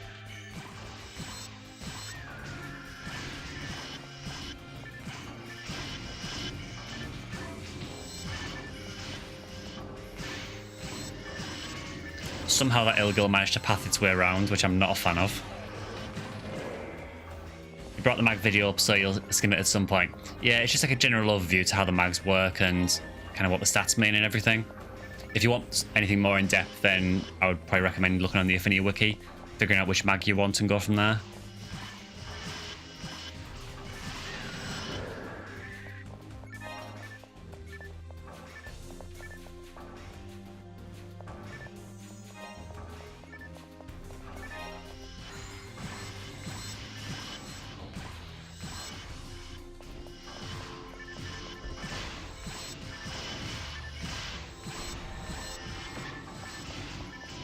So who's still in the game? I think it's me and I think Slingshot. I don't know if Slingshot's died yet, so... Oh, Zill got a Heart of Poom as well, cool.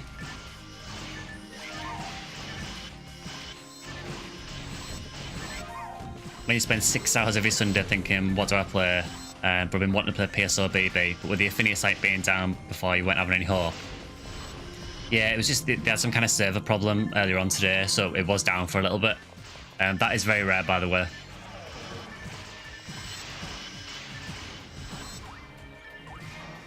If you were to get a Steam Deck, would you recommend an LCD or an OLED? I mean, if you can afford the OLED is always going to be better.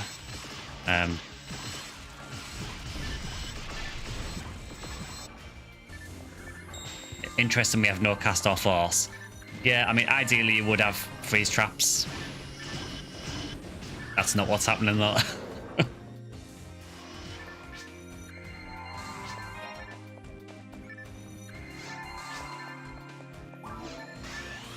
Yeah, so Slingshot just said there they have both Steam Decks. They said get the OLED.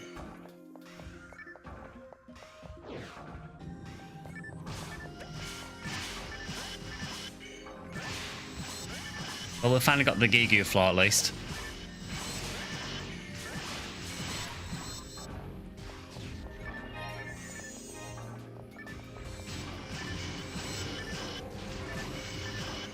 You like how Minsk is charging him with nearly Humal Galatine. I mean, to be fair, I mean, they've got a hit Galatine. They can probably do way more damage than I can. And it's kind of funny that we've got the Ranger melee and the Hunter using a gun.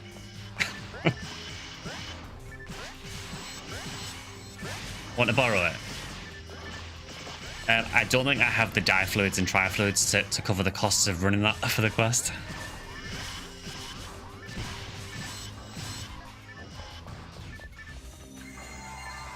Hoping to be caught up to endgame on Big Chungus in a day or two. Level 107 right now. Oh, I'm so dead.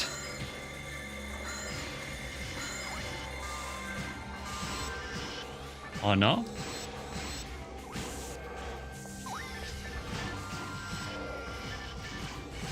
The floor feeds your fluids. I mean, that's a good point. Yeah, I'm glad you're making a lot of progress anyway, Chungus. Great name, by the way, as well.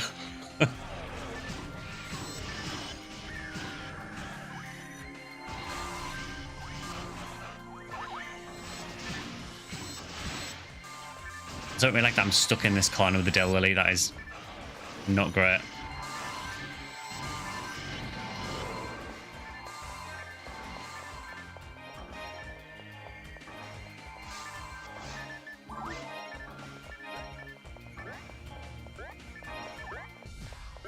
Yeah, the OLED is quite a bit more expensive, but I have heard that a lot of people are recommending the OLED over the LCD. Oh, that was so close.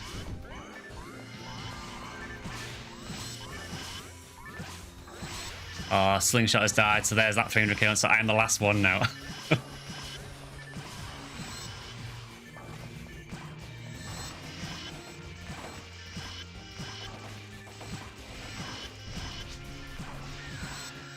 You took that bullet off me. I appreciate it.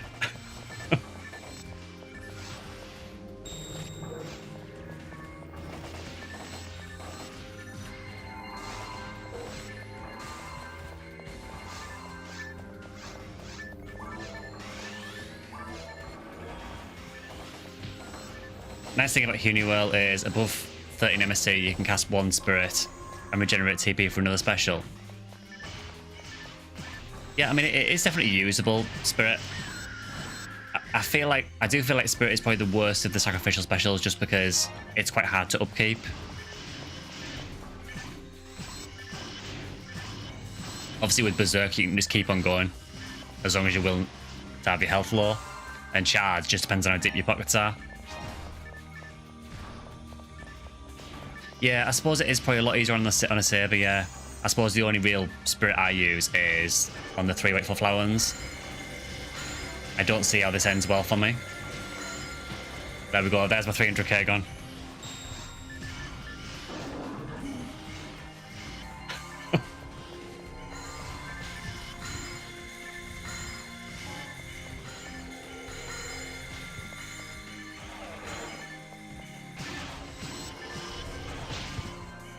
I really, really hate ill girls.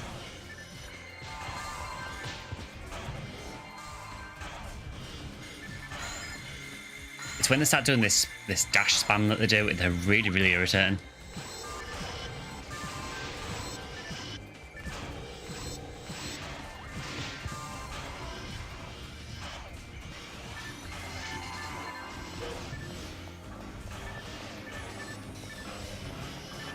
Yeah, this is kind of where Twilight starts getting difficult.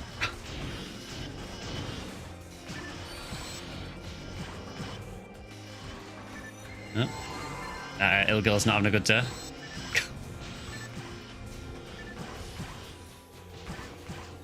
What do paints do? So the paints I use for there's a red berry called Red Ring. I'm using it at the moment actually, and I've used a paint on this. So the paints are basically used just to recolor the red ring.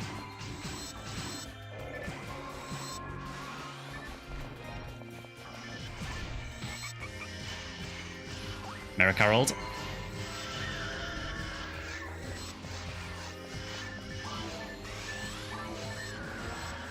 So yeah, it's just to recolor the red ring. If you want to change your character's skin color, you can actually just do that. So to do that on Blue Burst, you need to be a member of a team. And you just need to be a member of a team that has the dressing room unlocked. And if you go in the dressing room, I think you can change from there. I think.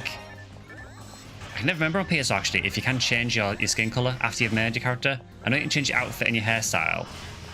I genuinely can't remember if you can change your skin colour. You can? Oh, okay. I don't think I've ever done it.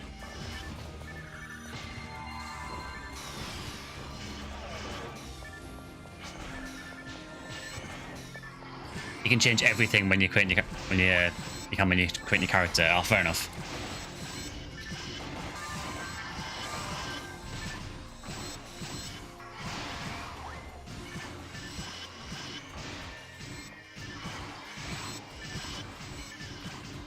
Looks it because you watched you thought it was the native color. Not so, but by standard it's normally red. So it's the bracelet that Red Ring Rico uses. So if you look at her concept art or anything, it's the one that she uses.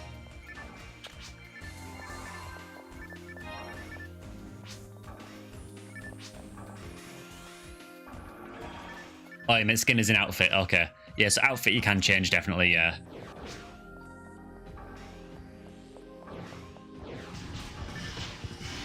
Well, that was a nice way it went to the floor. Just came in and immediately got body blocked by a load of ill girls.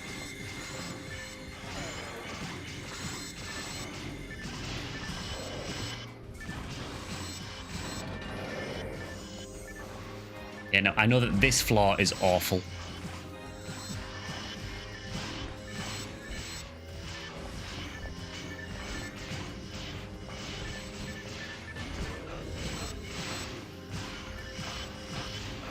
So what I'm trying to do here is basically stand near both these dead lilies so they don't spit.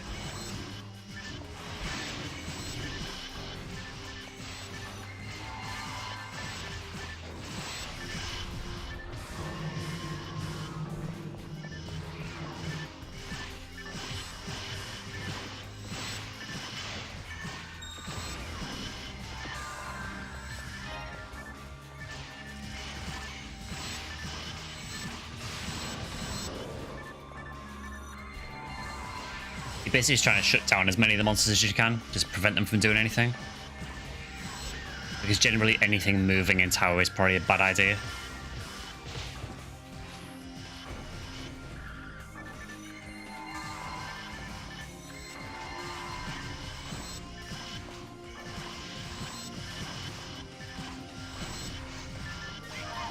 Oops, Slingshot got a Monkey King bar.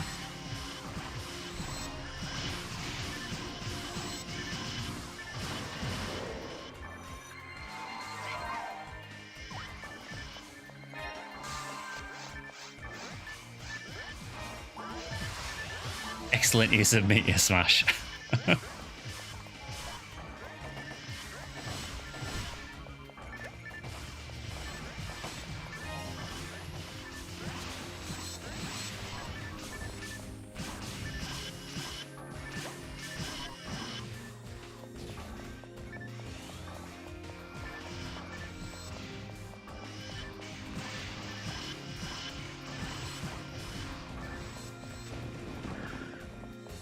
Yeah, so this floor in particular, this gets really, really nasty later on.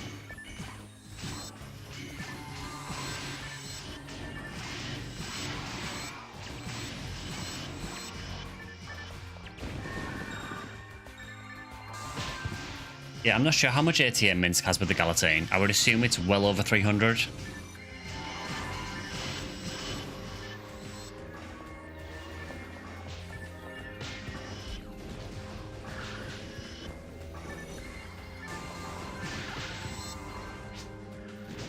At 356 ATA.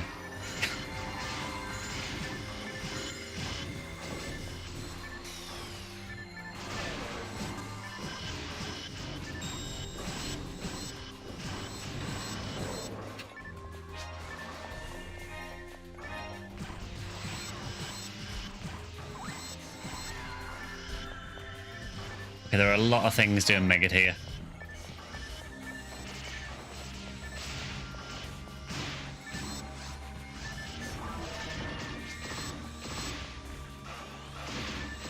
I do have some mag invincibility, so I'm exploiting it while I can.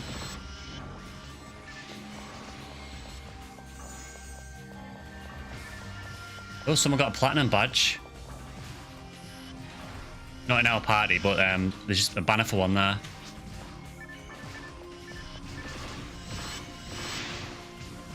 So that is, I think, the third one that I know of.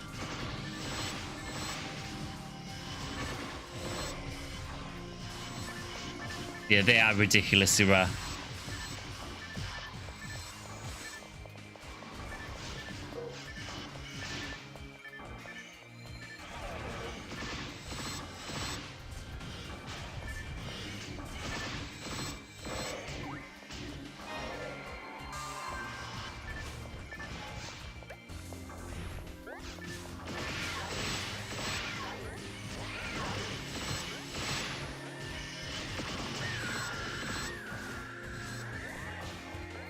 Not too much dropping so far, but we've had a couple of things drop at least.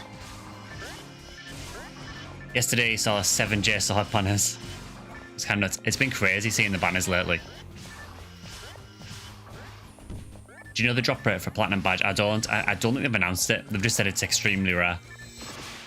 And given that you can exchange it for things like SJS and Psycho Wand, it's probably ridiculously hard to get.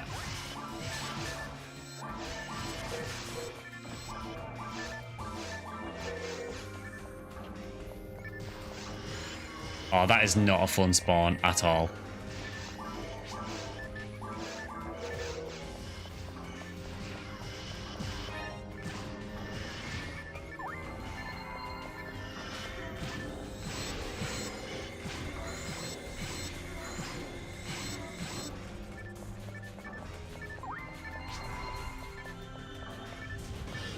Yeah, this spawn is awful, and I will die.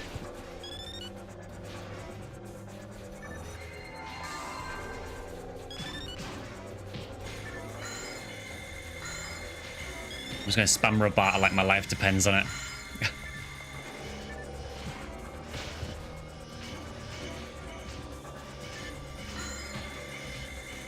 Yeah, no chance of surviving that.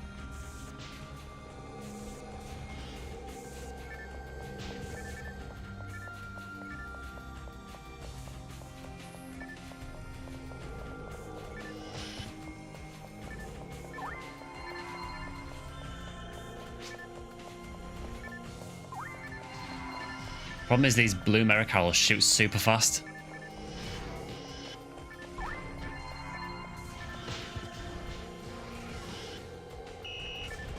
My life depends on it. Actually did depend on it, yeah. I'm not lying. But yeah, this is Twilight. I'd like to point out as well that this is not the hardest floor in the quest. By any means.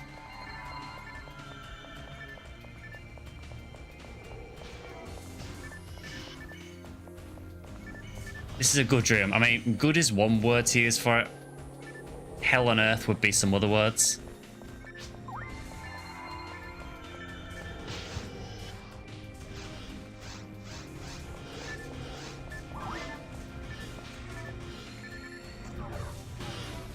We've got a pipe up at least. Mag is actually maybe invincible. That is fantastic news.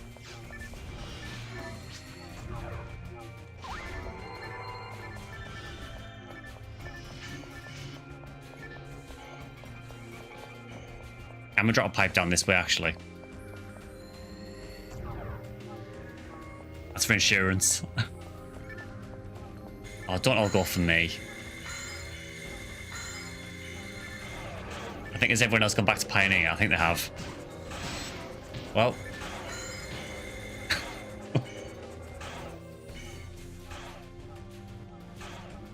What I'll do, I'll go back to Pioneer and get some moon atomizers.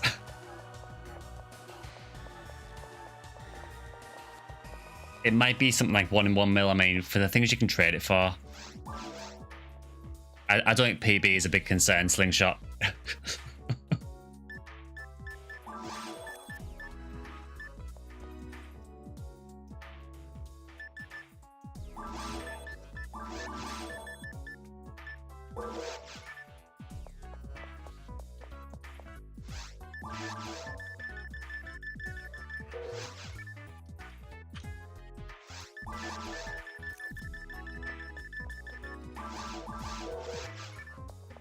I'll go for a little bit longer. I mean, I genuinely don't think we'll be able to do the last floor with this team.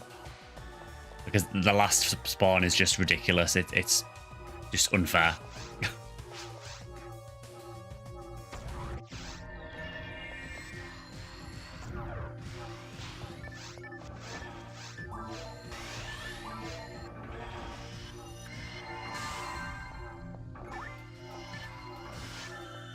I think this is desynced or something because the enemies for me are nowhere down here. So we now have this room with desync, which is even better.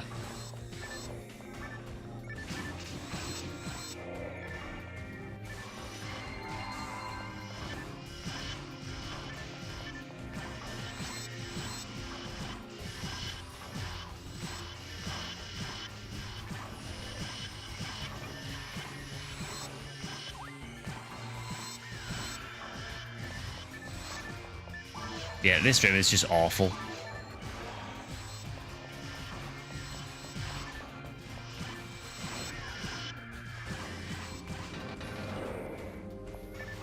No, we've got no casts. I don't think we'll be able to do this. Genuinely, because I know what the last floor is like, and it's next to impossible.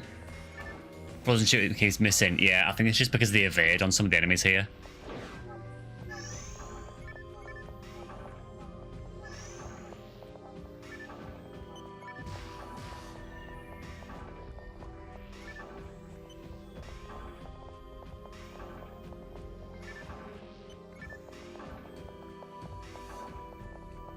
It's your fault you let someone join instead of going in.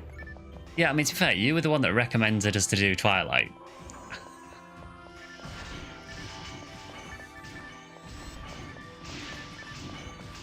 Look, I really don't like the mirror carols. Can you please just stop giving us these?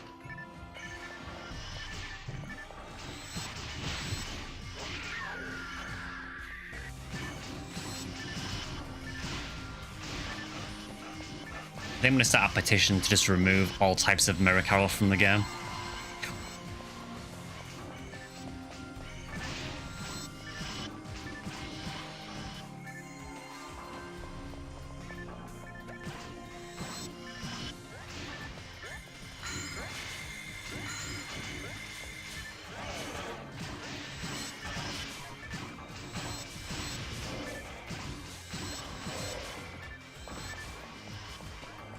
This is quite an evil flaw as well, just because it puts a lot of recall boxes on these towers.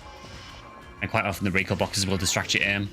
So you'll try and hit something that's actually dangerous and you'll hit one of the recall boxes instead.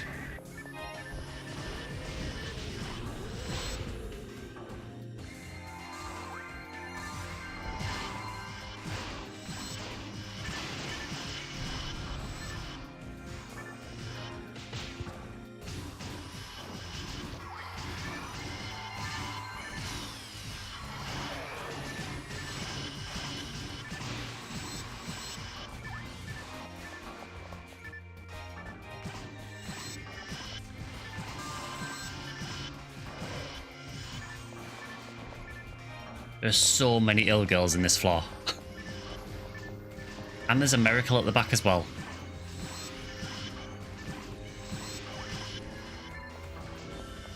You literally have almost no time to dodge the projectile from them, and it has ridiculous range as well.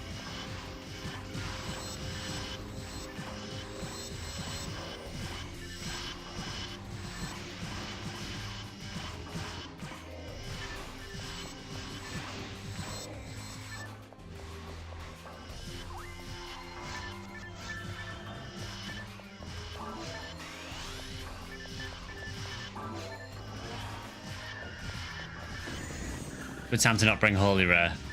I do have it. It's just, if I can use the Demon's Gun, I will, because Demon's is obviously really useful in tower. If I desperately need the range, then I will use Holy Rare, though. Hell yeah, I got a good feeling about the SJS. Cheers.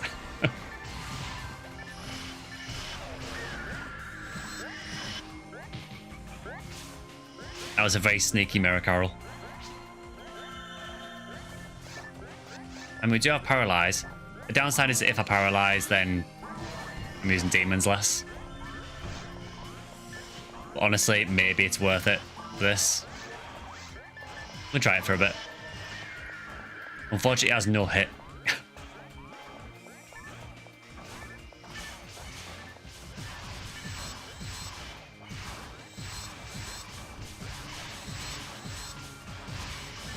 Yeah, I'll try using the Holy Ray for a bit, see how it goes. I just wish it had hit.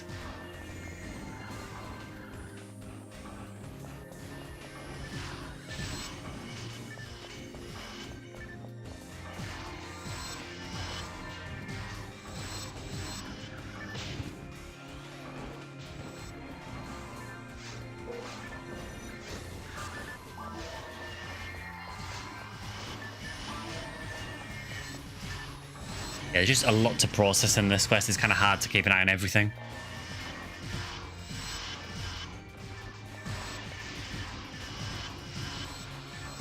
Oh, well, I paralyzed something.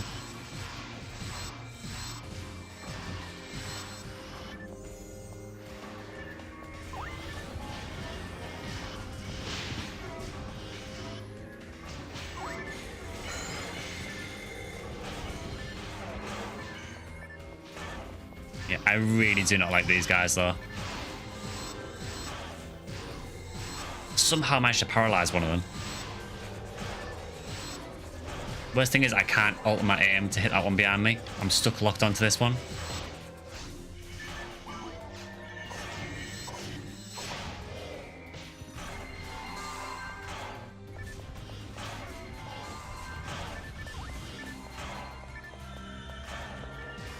I love the Ilgils just get like freaked out when they go over the middle of the floor.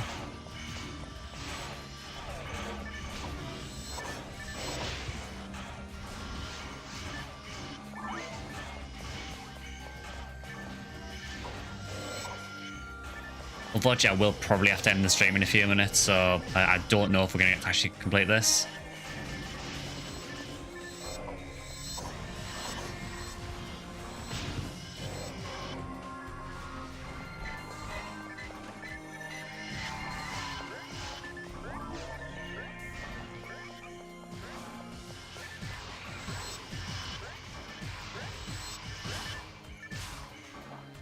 And again, the recons are getting in the way, so it's super irritating this.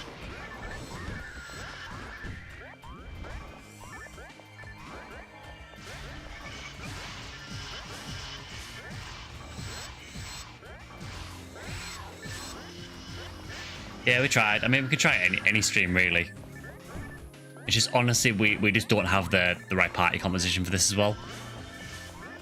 You kind of almost need traps for this.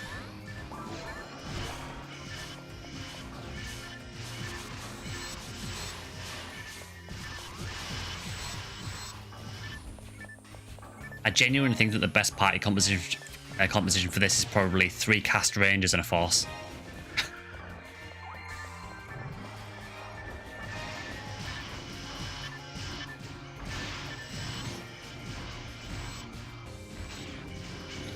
It's always how we don't balance teams correctly.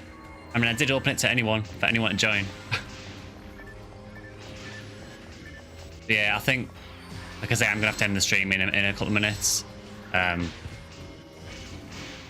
think what we'll do is I'll probably end this floor, and then we'll probably end the stream after that.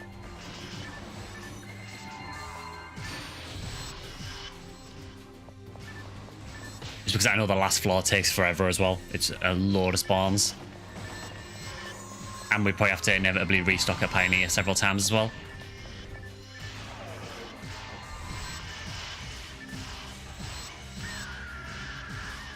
Just pray you don't run out of ice traps.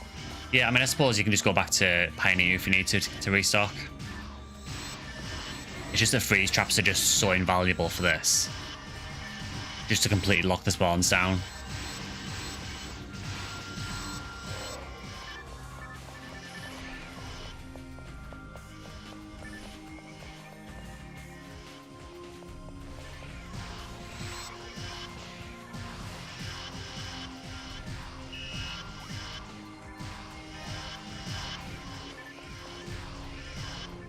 For some reason, I keep locking onto that third one. I can't lock onto the fourth one.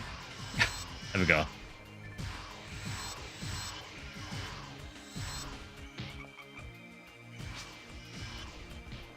You're having fun even if it's a grind. Yeah, I mean, I did warn you when we started this.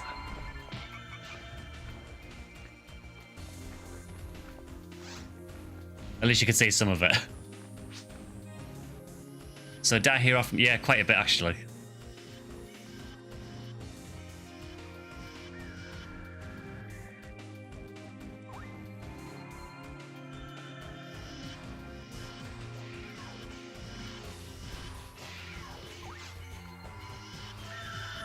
Sorry, Sky, don't worry. Yeah, but better sleeping after stream. I mean, I will keep running stuff to try and get SJS.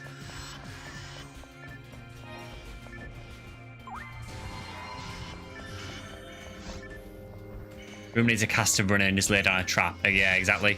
I can crowd control to an extent with things like Rabata, but it's just nowhere near as reliable as having freeze traps.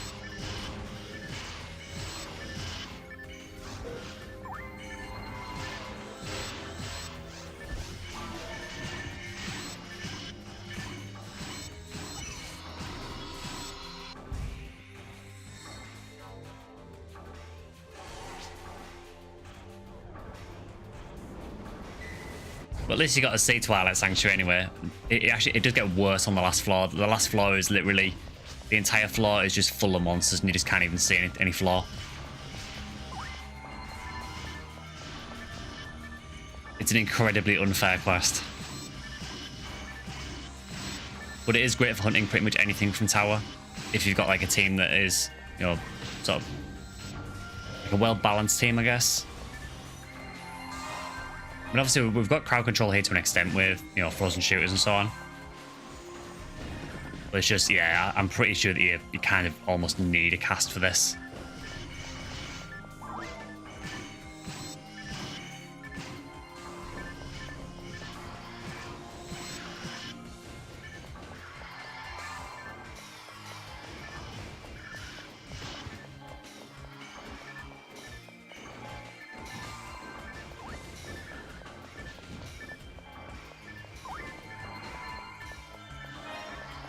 So we will try and get to the end of this floor at least.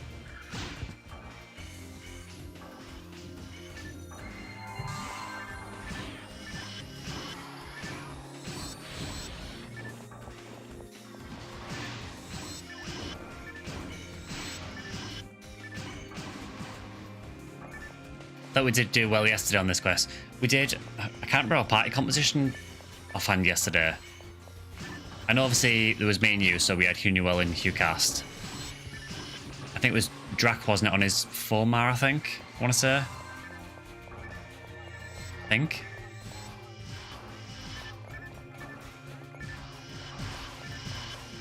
Genuinely can't remember what we had. We did alright. I mean, we still, you know, to use Monster Hunter terminology, we well carted on the last floor, definitely.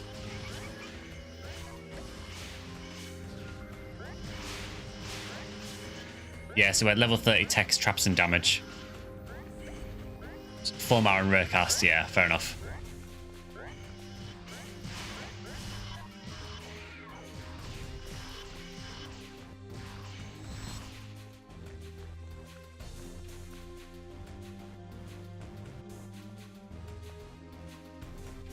I mean, don't get me wrong, it's a fun quest doing this. Like, you know, I do genuinely enjoy Tower, but this is the kind of quest that really you can only do well on if you've got pretty much perfect party composition.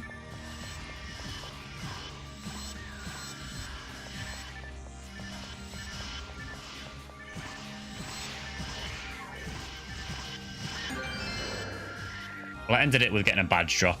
There we go. Yeah, so I think I will end the stream there for today just because it's getting quite late. So we will probably do another midweek stream, probably on Wednesday, but I will confirm that beforehand. Midweek stream, for now, will probably just be PSO just until this event ends. Once the event is over, then we will switch over and do some different stuff on the midweek stream. So if you enjoyed the stream, please consider liking, subscribing, joining as a member on the YouTube side, or following on Twitch. We are getting quite near Twitch affiliate as well. I am also going to be doing some more videos, so there will be a PSPTO video for YouTube members on Monday, and then that'll go live to everyone else on the Wednesday, and then another PSO law video at the weekend as well. Yeah, hope you guys have a good rest of your weekend, and hope to see some of you on Wednesday for the next stream. See you guys.